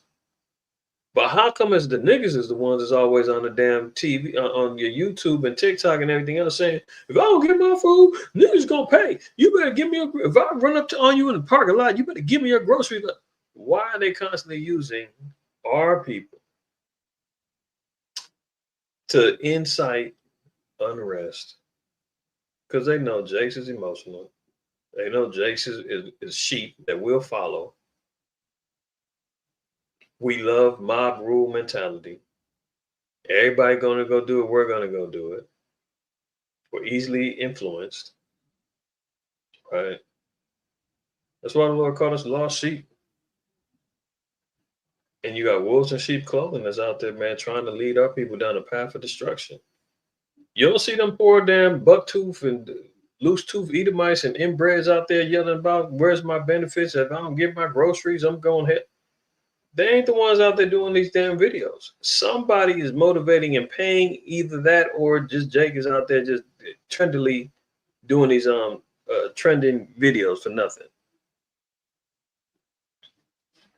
And Esau is gonna be the one hardest hit. That's why they said get them emergency funds out. Wasn't because you niggas sitting back at home saying where's my snap? Because they know the Edomites is gonna be starving. Look at this. Another reason, inflation. Do we not hear that? Ringing bells here. The Roman economy suffered from inflation and increased prices, beginning after the reign of Marcus Aurelius. Once the Romans stopped conquering new lands, the flow of gold into the Roman economy decreased. Oh, so maybe that's why the chump is going over there to Venezuela to go conquer some new lands. He's trying to get over there to the Panama Canal. He's trying to get Greenland. He's trying to find out new ways to get more economy resources flowing. Oh, okay. The flow of gold into the Roman economy decreased, yet much gold was being spent by the Romans to pay for luxury items. Oh, really? Like a ballroom in the West Wing of the White House? Oh, like gold all in the Oval Office? You think? They just busted Cash Patel, the head of the FBI, taking private jets with his girlfriend, some country singer, private jet to the concert in Tennessee, private jet back to damn Virginia, private jet down to Texas, flying all over the place. And they said, the FBI can use private jets. He just has to pay commercial rates, not even first class rates. So imagine you're flying a private jet that probably costs, who knows? I'm guessing. I'm going to guess it's going to cost maybe about $10,000 a flight. Matter of fact, let's do the math. I ain't going to let this damn devil get away with it. Let's see what they say. I'm sure it depends on the type of jet or whatever. Let's see, just general. How much does a private jet flight cost from, where was he going? Let's say Virginia to Tennessee.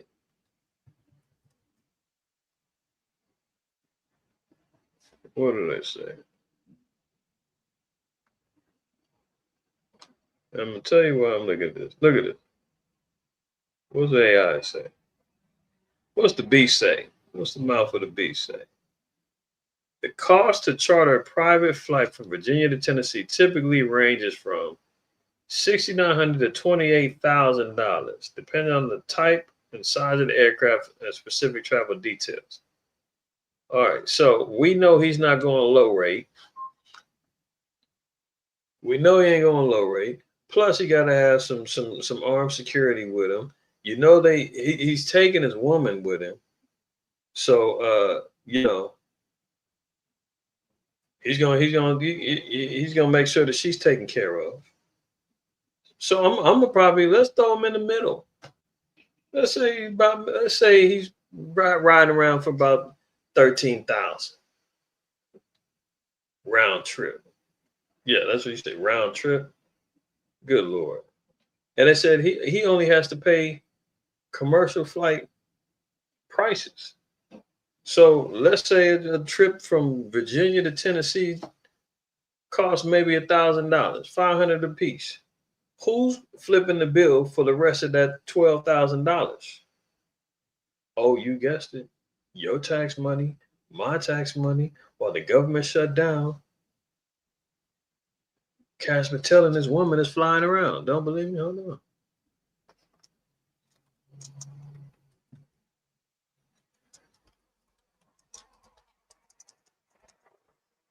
Let's see.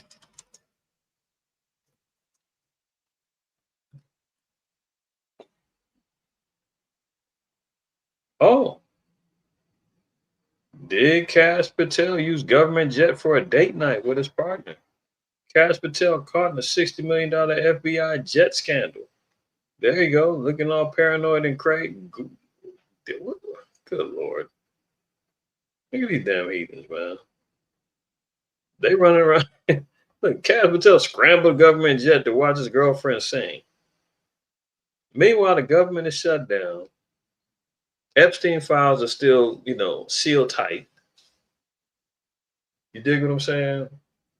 There's all kind of scandal going on with your man Charlie Kirk and who put him down.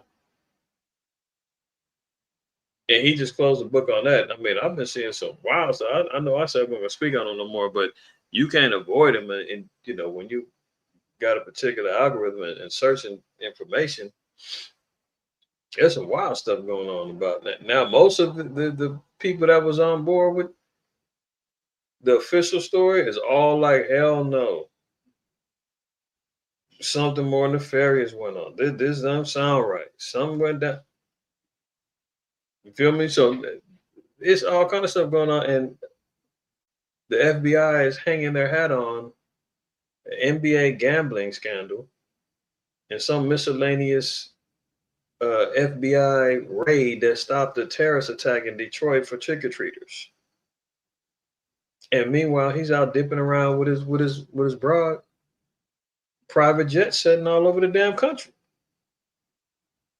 And now you see why. Inflation, a lot of gold being spent by the Romans to pay for luxury items. Americans falling down the same pathway. This meant that there was less gold to use in the coins. Now you hear about the Federal Reserve talking about they're going to raise the interest rates and all this other stuff. They're talking about by next year, early next year, they're going to have to do a stimulus, not for citizens, but they're going to have to bail out the country, which means money printing. You start printing that cash, inflation is going to go through the roof. That means more dollars are going to be circulating throughout this place. It means less valuable them dollars are, which means inflation. That dollar ain't going to be worth what it's worth. Come spring of next year, the dollar ain't going to be worth what it is right now. Let's put it like that.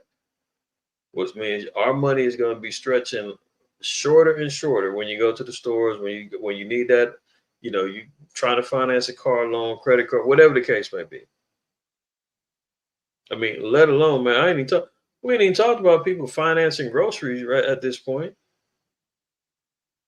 They even doing that now. That's how bad it is. So let's look at this. This meant that there was less gold to use in the coins.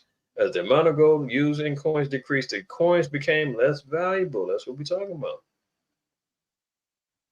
To make up for this loss in value, merchants raised the prices of the goods they sold. So you hear that prices going up. We all can attest to that. Many people stopped using coins and began to barter to get what they needed. Eventually, salaries had to be paid in food and clothing, and taxes were collected on fruits and vegetables. Did you hear that? Salaries had to be paid in food and clothing. Money's going to be out the picture. The way this place is going, that's why they're saying, well, we're going to need a digital reset. We're going to have to introduce a new economy. Oh, look at this military spending. Maintaining an army to defend the border of the empire from barbarian attacks was a constant drain on the government. Didn't they just give you what they give ICE? $5 billion. They got troops on the streets now, and he's talking about we need more. They're investing in new technologies for ICE to use to track and trace people, right? So they're going to keep spending and spending. They got more wars jumping off. They got to spend on those. Military spending left few resources for other vital activities such as providing public housing and maintaining quality roads. Oh, running out of money and few resources for SNAP. Oh, you're not going to get them roads fixed. Section 8 got to get cut. HUD programs getting cut. See? Same thing. Frustrated Romans lost their desire to defend the empire. That's when you're going to start seeing people defecting. Them troops on the street going to say, man, I ain't getting my check. I'm not. ICE, I ain't backing up ICE. Hell no. Till I get my paycheck. I'm not going here, there, or anywhere. You don't like it? We got an organized mob over here, highly trained. And as they say, the Gaston flag is the come and take it. You know, that's Esau standing on their Second Amendment rights. They're going to say, man, come and take it. And then you got even a greater civil war jumping off of here. Look at this. The empire had to begin hiring soldiers recruited from the unemployed city mobs or worse, from foreign countries. Isn't that what they're doing with ICE right now? They're recruiting Joe Schmo off the streets, giving $50,000 bonuses if you sign up. But they said they're having trouble getting people because they're either out of shape or they can't pass the damn test of the laws. They said, man, $50,000 signing bonus. All you got to do is pass the physical and pass the written test, and it's an open book test. And they said people they still in there failing and can't pass the physical test. Yeah, I showed y'all the thing where what's the cat name from Dean Cain? Actor. He became an ICE agent. I mean, they recruiting anybody. Now it says such an army was not only unreliable but very expensive. The emperors were forced to raise taxes frequently. What's that mean? What's gonna happen for us? You're gonna see that, which in turn led again to increased inflation. So we see that the little horn that came out the beast, the one that came, the eighth that was of the seven, America came out of Great Britain. This is the end all be all, and we're seeing those mirrors reflecting off each other right now. So as we see the ending for Rome was that, we're going to see the same thing happen to America. All praise to the Most High. Now, let's continue. Look, federal workers flocked to D.C. food bank as they missed the first full paycheck after the shutdown. Look at all this. These are all multiple articles. That was D.C. Look, Maryland, the shutdown is sending federal workers to local food banks. Kansas City, food pantries brace for federal cuts to SNAP benefits, growing food lines grow. Food lines in San Francisco are already long. Without action, they're going to get longer. West Texas, food bank is in crisis mode. Albuquerque, New Mexico, food lines may foreshadow a future need. Whenever there's changes to SNAP, we see the food lines grow.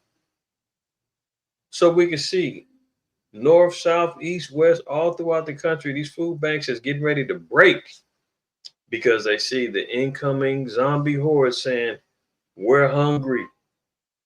We want food.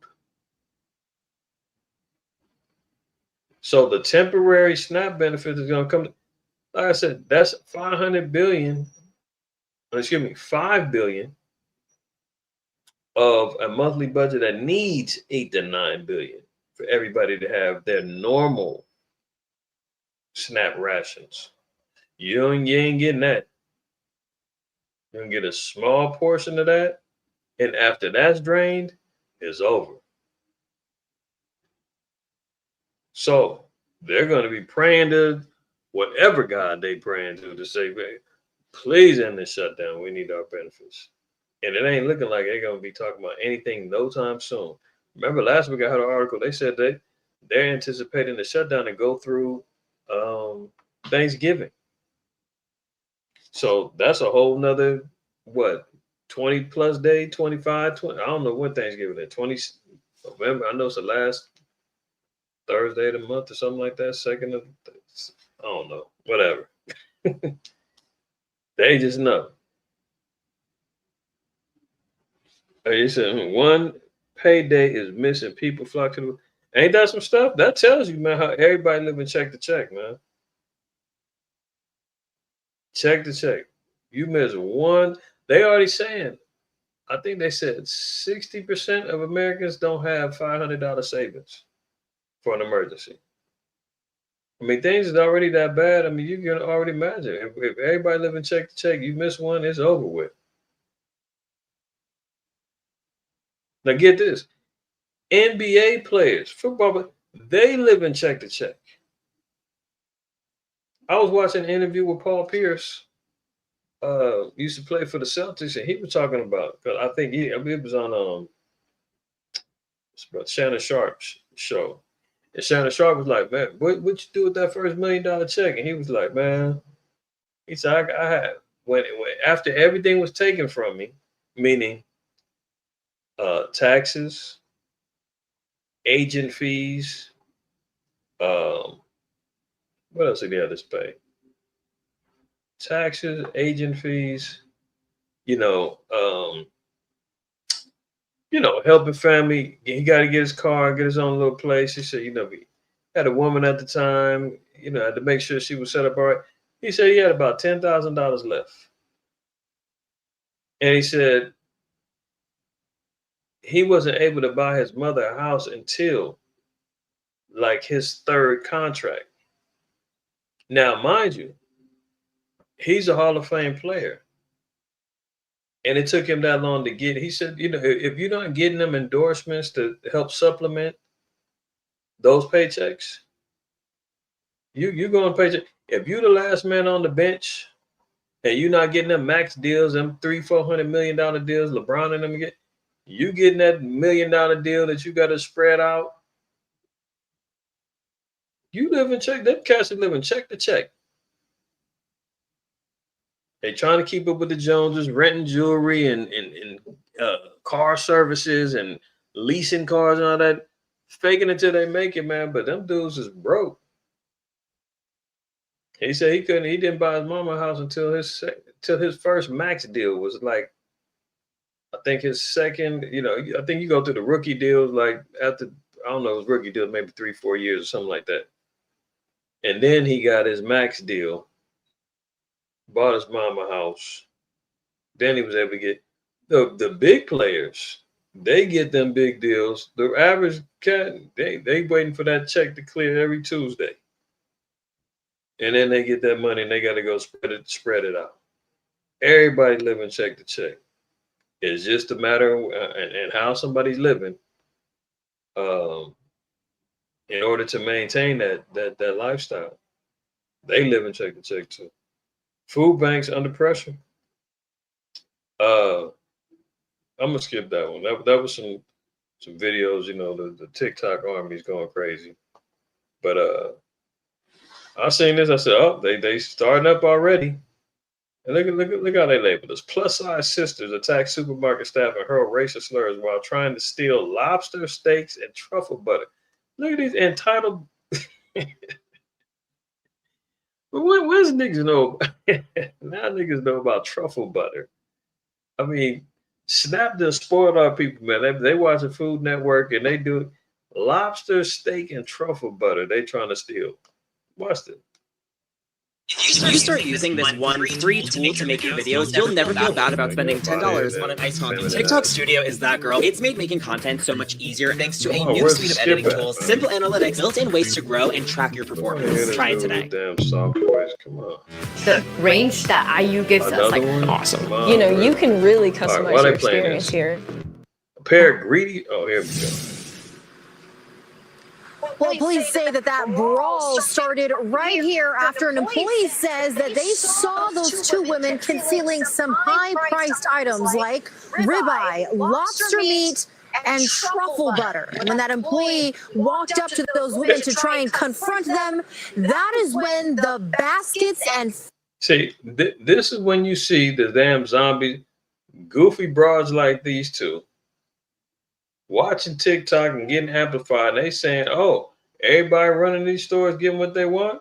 We gonna go get, girl, let's go get us some lobster and truffle butter and some ribeyes so they can feed their fat, bloated mouths. And then when they get confronted, they want to act the fool in the store. This is niggas for you, man. Look, I'm gonna let it play. I gotta calm down. Fists started flying. A melee at the Market Basket in West Bridgewater on Sunday, all caught on camera by Jeff Cuddy, who filmed the ordeal from behind the safety of the carts. I took out my video cam and then I just started videotaping. I couldn't believe it. West Bridgewater police say a Market Basket employee saw two women attempting to walk out with high-priced items. But when the employee attempted to approach the... Now look at it. The article says plus size. I mean, these sisters ain't even that big. I mean, let's knock it off. But you know, they're gonna take a jab at a sister anytime they can.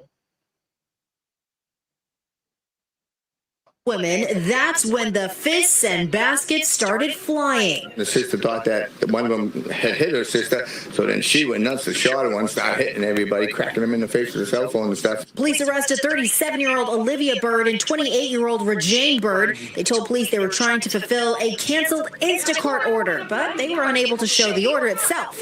They face charges for assault and battery and shoplifting. You don't act like that, especially in the grocery store. There's older ladies in there, there's children in there. And that's not the only Market Basket brawl. On Tuesday, a normal shopping trip for Lisa turned chaotic at this Tewksbury Market Basket when a customer started to hurl expletives and shopping carts at employees. She was at the courtesy counter, basically arguing, yelling, swearing. Police arrested 54-year-old Kristen Hartman, who faces several charges, including assault and battery with a dangerous weapon and vandalizing property after she clogged the station's toilet with her shoes. Based on what I mean, people are losing their minds, man.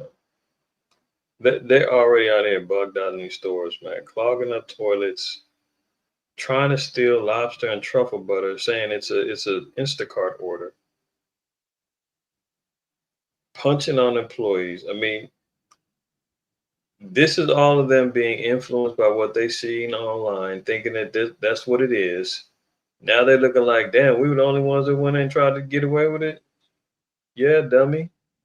If you held out, you might have got got a little change from that emergency fund, and you'd have been able to go in there and swipe your card and buy this damn stuff. But there you go. And they ain't gonna be the first, they ain't gonna be the last. I saw. Look at this. This is why they're holding out. They want everything to go crazy. Right? Trump says he's prepared to send more than the National Guard into U.S. cities. So people's already tripping that you got a secret police already roaming these streets. You're already tripping about the National Guard in there. He's saying, I need more than that in these streets. So when you're talking about martial law, the King Alfred plan, Rex 84, all that good stuff, yeah, the table is being set.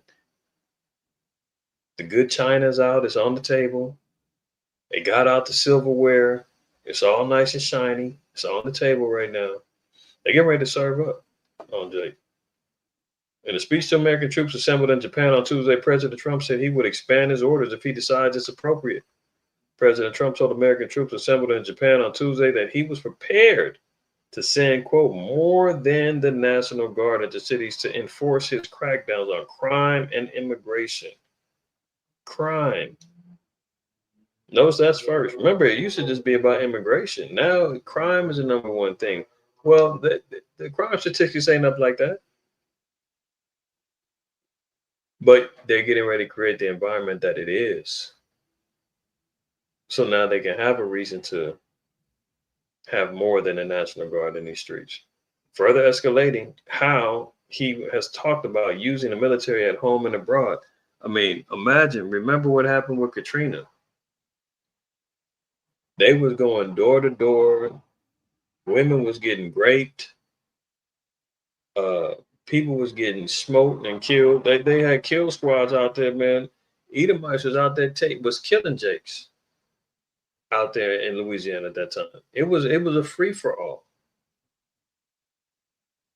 They were going door to door, taking weapons. The chief of police at the time said no one will be able to be armed. I played a video like 2 years ago talking about this. Troops came in, man, and they hemmed up this old Edomite woman. She had a little pistol on her. They shot her, took her pistol from her. Because she wasn't trying to give up her Second Amendment rights. But they get ready to cancel every damn thing. So think about that era. For those who remember in 2005, when Katrina hit, just go back and look at some of them videos and see the conditions and everything that was happening. And they had the military in the streets shutting down Louisiana, New Orleans, to be specific. Then you also, for those who remember the 92 riots, the Rodney King riots, after the second or third day, they had troops on the streets here, curfews, the whole nine. I remember. I was a young YN running around, looting and trying to act a fool in these streets too. But hey, when some troops hit the streets and that damn 8 o'clock curfew kicked in, my black butt was over back at the crib. People were not like that. And everybody that was, they was getting locked up and dumped up in themselves. So I seen it. And y'all seen it. If you ain't witnessed it, ain't lived it, you can at least see it on YouTube. It's all still there. So the chump is saying he ready to go. He ready to get loose and do some more. So be prepared. Here we go. But remember last week when they said that they were getting ready to get this. They wanted to have troops in all the cities preparing for unrest for their primaries. They want troops in every state by April of next year. Remember that? Okay. Pentagon's establishing quick reaction forces in preparation for civil unrest. What do they know that we don't know? Why are they all preparing for this? Is the writing on the wall? Are they trying to create the environment to get civil unrest cracking? Doesn't matter if they're provoking it or not. The scriptures say that this is what's going to happen. The fact that we're witnessing it, living it in real time should tell you something. The Pentagon has ordered National Guard units across multiple states to begin standing up, quote, quick reaction forces capable of deploying within hours in the event of major civil unrest. So I guarantee you, man, they're going to test the waters on this. Once that $5 billion runs dry from the snap, once they run that dry, the shutdown continues for at least another month. Give or take a couple of weeks. I mean, the government workers already ain't getting their checks. 15th, the military ain't getting their checks. They're going to have to try. They're going to have to try it out. They keep talking about civil unrest, civil unrest, civil unrest. We got to prepare. We got to prepare. Get the troops in. We need a reason. And now we're going to see it. According to internal communications and confirmation from defense officials, while the Department of Defense describes the move as a standard precaution amid, quote, heightened domestic volatility, the timing and scope of the preparation raised serious questions about what the government expects and how far it's willing to go to keep control. All right, there you go. Powerful earthquake rattles the Caribbean as Hurricane Melissa barrels toward Jamaica. So right before they got hit, well, not in Jamaica, but in the island of Guadeloupe, they had a 6.8 earthquake. So we hear, watch, and listen for earthquakes in diverse places. Shout out to the brothers and sisters and the family out there in Jamaica, man. My prayers is with y'all. I know I heard from a couple of y'all. All praises for, I know Brother Hosea, you and your household is cool. I know the power was out, signal down for like 80% of the island. So few of y'all ain't heard from, but when I able to make contact, I know Hosea, you checking for, Amos and the rest, man. So if you see this and you're able to tap in, man, get at me and let me know. I know we've been communicating on WhatsApp. I don't know if still got the signal going on and whatnot, but also I'll be with y'all, man. Y'all send up some prayers, man, for the brothers and sisters out there in Jamaica. They caught real hell this week. But for all intents and purposes, those that I'm aware of are okay and have minimal damage. All praise to the Most High, man. That's the glory of the Most High, man. When the Most High said he'll watch over and protect those that fear him, those that keep his commandments. When the walls is crashing in, he always looks out for our people. And I've seen and heard that not only as a personal witness, but people that have been in various disasters in different places. And the Most High has always seen them through. So keep them brothers and sisters out there in Jamaica in your prayers, y'all. Let's continue on. Moment 6.1 magnitude earthquake hits Turkey. So we've got from the island of Guadeloupe all the way to Turkey. They getting hit, right? Amazon announced the largest layoffs in company's history. And Amazon's got Amazon fiends who can't stop clicking my cart and buy now. And Amazon's one of the biggest outlets in the world, and they're hitting their biggest layoffs in its company's history. But not only that, so they're getting ready to lay off 30,000 for their corporate workforce, right? But not only that, but they said half of those jobs is trickling. It's not just the corporate workforce; it's trickling down all the way down to the warehouse and the people whose jobs are getting replaced by robots, which we've been talking about for years. That robots and AI is going to be taking the jobs. It's happening here at Amazon, one of the biggest conglomerate monopoly companies in the world, and they having trouble. Amazon then took over Whole Foods. They got Amazon Fresh. They damn near sell you everything and anything. They've got distributors all throughout the world. They sell you everything. They got credit cards. They got every damn thing. And they having trouble laying off 30,000. And part of that is just greed. When you're talking about replacing humans with robots. But at the same time, if they laying off, people's in trouble. There you go. 14,000 humans were going to get replaced by robots.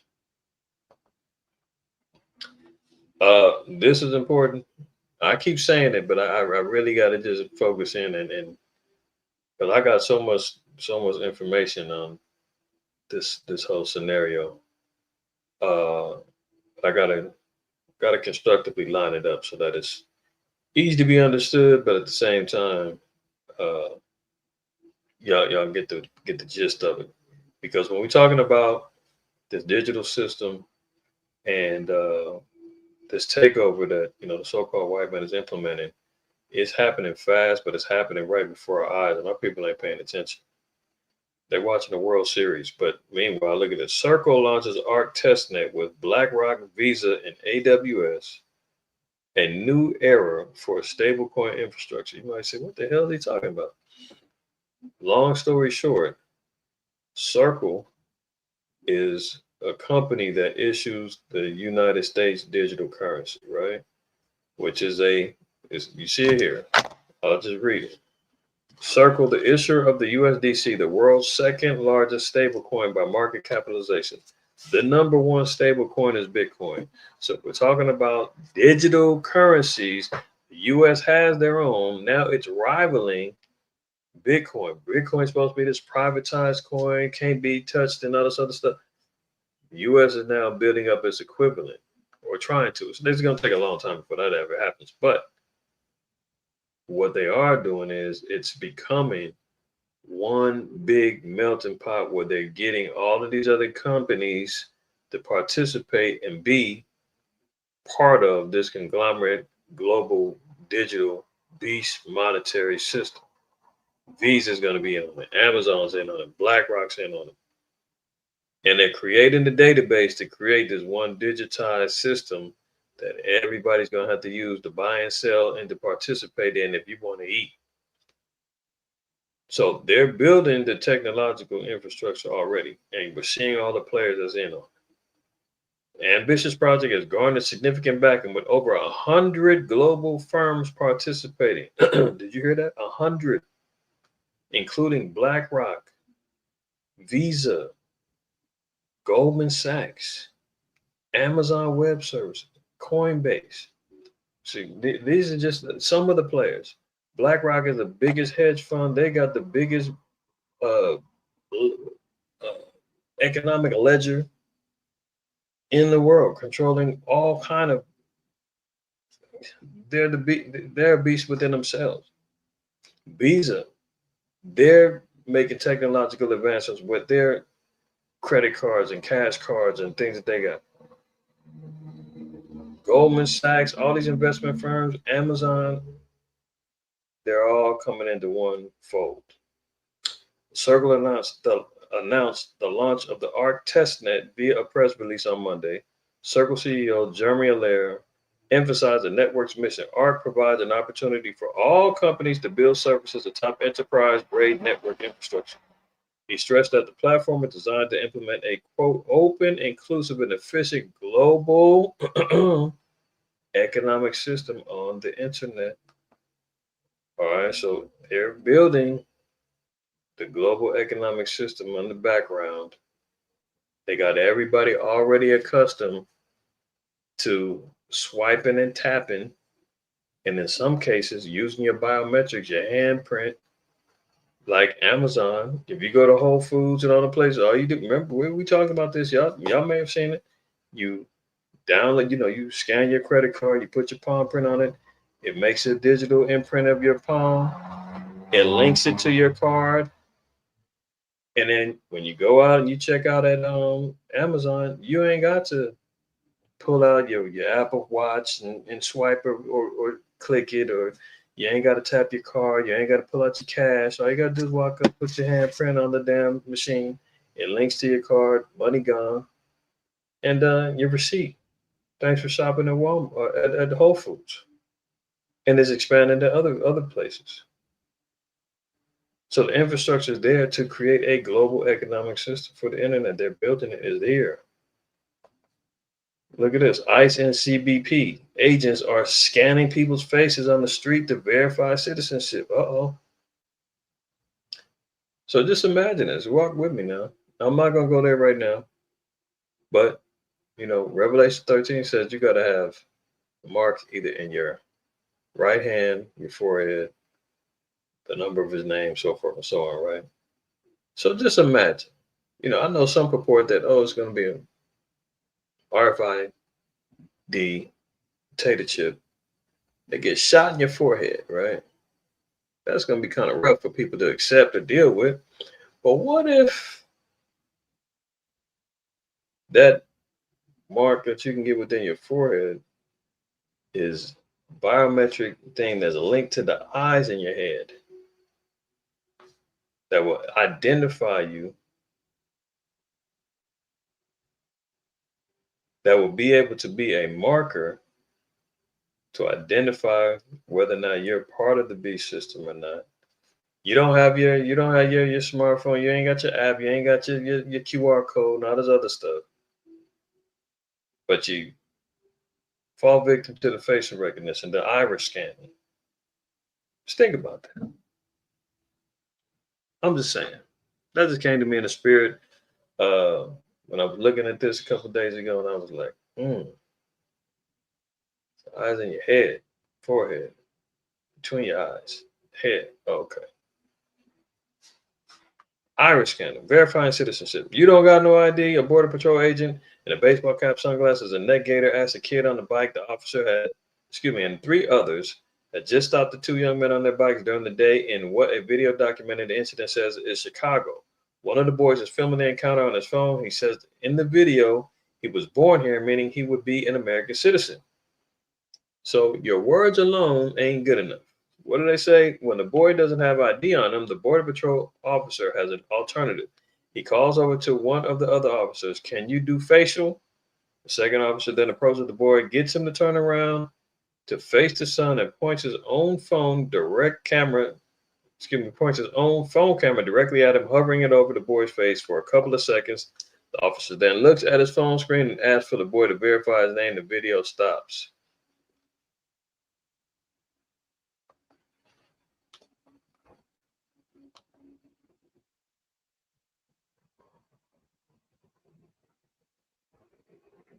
Let's look at this real quick. If it would play. Come on now. ICE's newest tool for deportation is eye-catching, a technology allowing agents to capture someone's iris from 10 to 15 inches away just by using the camera on their iPhone, with an app that would match the iris with a photo they already have. So, there's an app on the phone. ICE takes the picture or just looks at you through the lens. Facial recognition is all because remember, you've got Oracle, Palantir, Google, all of these conglomerate companies, digital monitoring, data tracking companies is all part of the plan. Trump gave them $500 billion. They all in on it. They're all part of building up this infrastructure. It's all linked in with your social medias and everything else. Everybody's pictures is on the internet. Damn near everybody's got a picture on the internet. They're downloading and they're taking all of these pictures, right? You're saying, damn, that's impossible. Look how AI has advanced. You ask it a question, it's going to respond back to you. Now they even got, more natural responses now where it talks to you like it's conversational and all this other stuff. It's moving like that. So they have a whole database, everybody. The app is going to download and it's going to detect and match with pictures that they already have.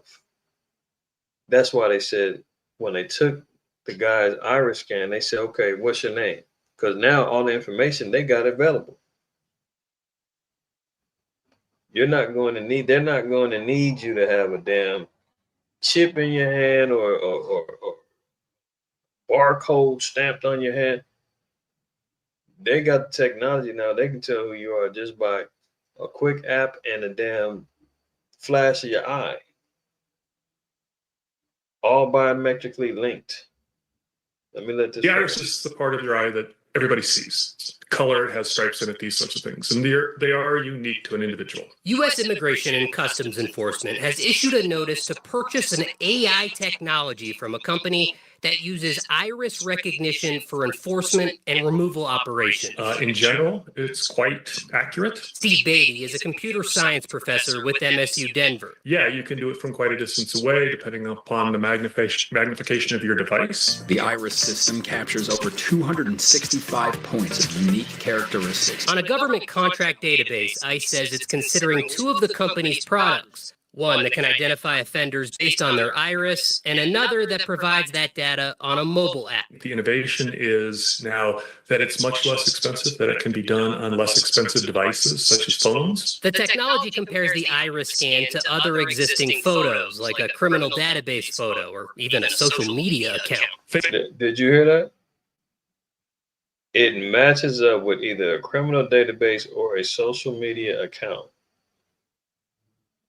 if you notice why notice a lot of your secured online accessing to things like your bank accounts, credit cards, this, that, and the third, they're all asking now for a second means of identification. Like you can't just, and they're trying to discourage you from doing passwords. They want fingerprints or they want some sort of biometrics in order for you to identify yourself. You know, they got two-step verifications now. You can log into something and then they're like, oh, we're going to send you a code. But your code's got to be an email, it's got to be linked to a phone number somewhere else. They need 2 steps. Now they're trying to say, let's not even go through that. Just give us your fingerprint.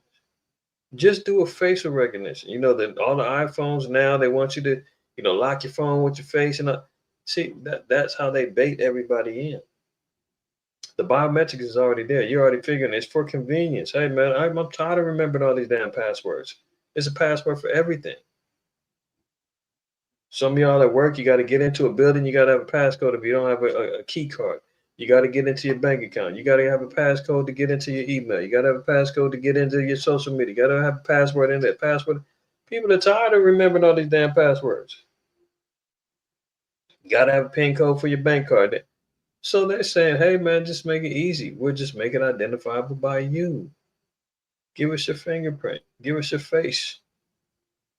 Not knowing the back door, sliding that over to databases and systems like this, so that when that B system kicks in, you're all you got to do is say, do you accept? Give us the facial.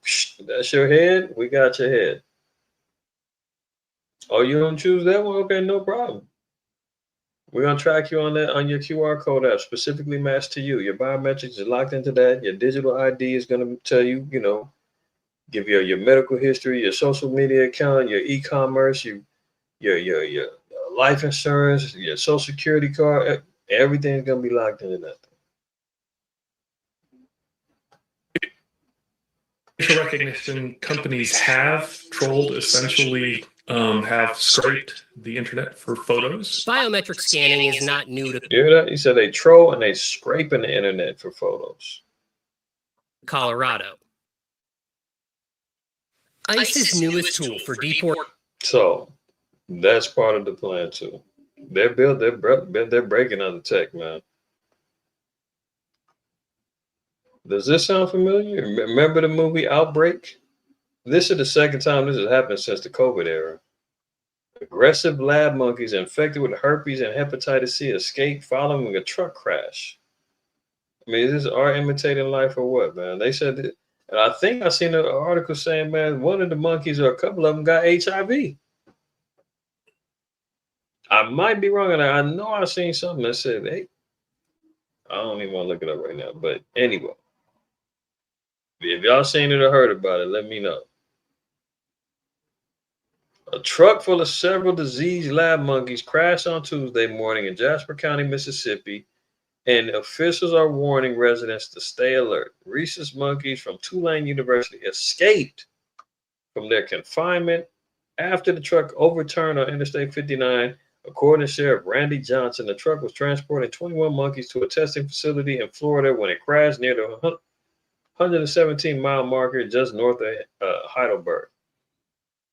It just so happens these monkeys all got Hep C and herpes, and I believe they said one of them had HIV. You know what? I want to see.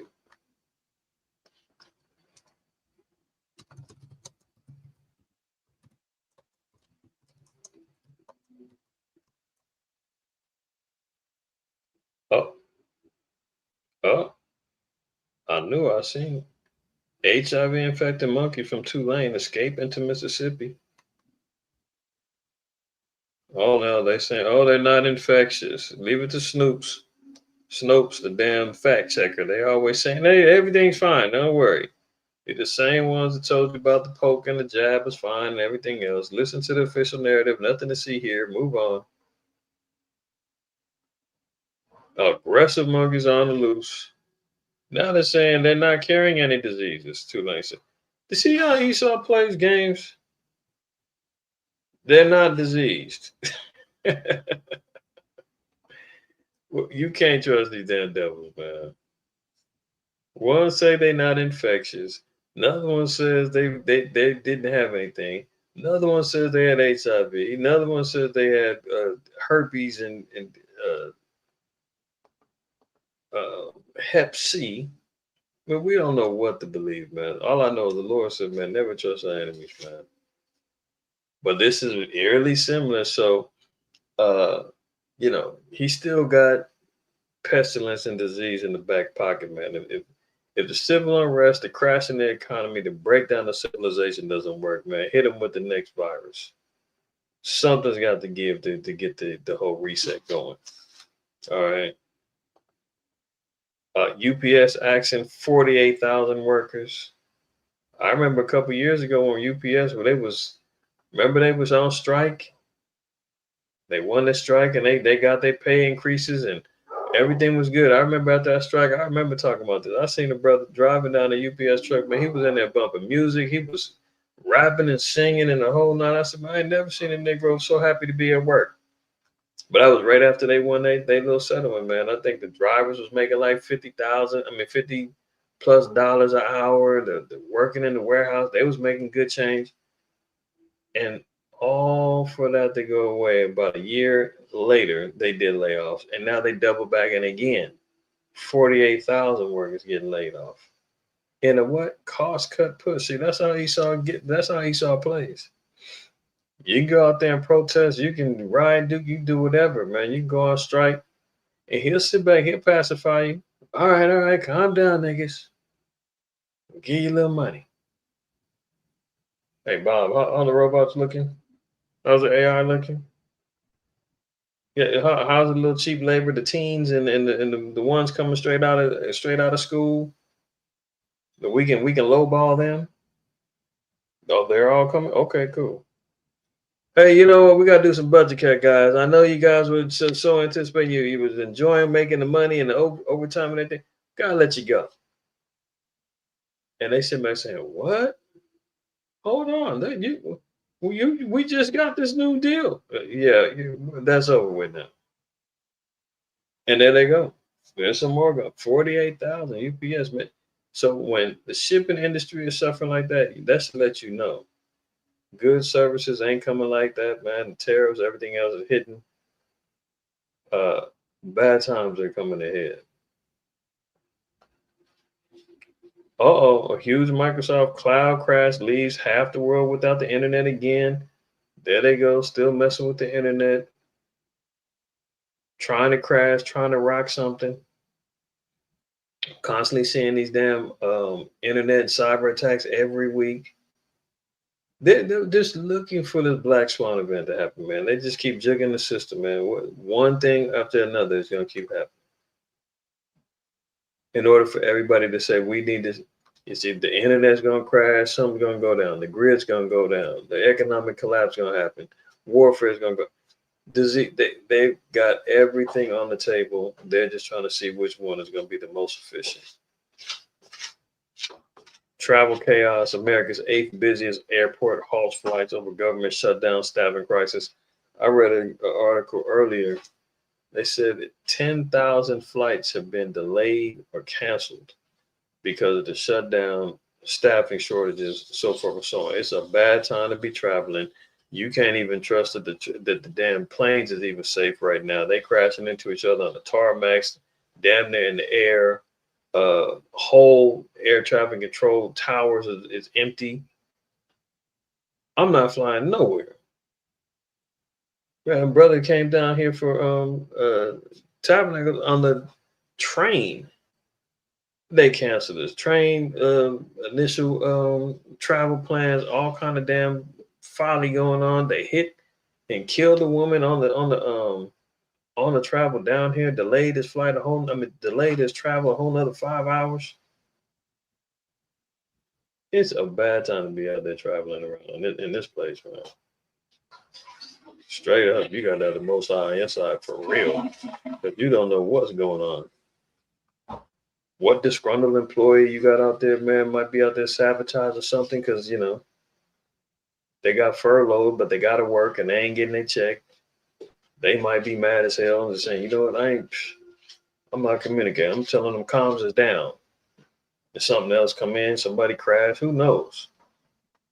All I know is it's all kind of chaos going on right now in this place. Now look at this. Before we close out, FBI thwarts a potential terrorist attack in Michigan, right? The FBI has thwarted a, quote, potential terrorist attack and arrested, quote, multiple subjects in Michigan, according to FBI Director Kash Patel. Same guy's been jet setting around with his little broad, man, on your taxpayer dime. The same one that said, man, nothing to see here with the Charlie Jerk situation. Epstein, who files what? Yeah, that we don't know nothing about that. All kind of corruption going on in the FBI. And he's trying to save face and say, hey, well, look, man, we just stopped a potential terrorist attack in Michigan. You got faith in us again? Hey, man, we went and arrested Chauncey Billups and who's the other cat? The NBA gamblers. It was Chauncey Billups and some other player, man. I forgot the cat's name. Terry Rozier. Yeah, we stopped them, man. FBI raid, man. They over there gambling on games. Don't you like the FBI again? But look at how vague this is. This morning, FBI thwarted a potential terrorist attack and arrested multiple subjects in Michigan who were allegedly plotting a violent attack over Halloween weekend, Patel posted on X. So you can make a social media post and say, hey, man, we was on the job, man. We got multiple subjects and they were going to carry a violent attack over holiday weekend. Okay, do we got pictures, names? Can we see something? Nothing.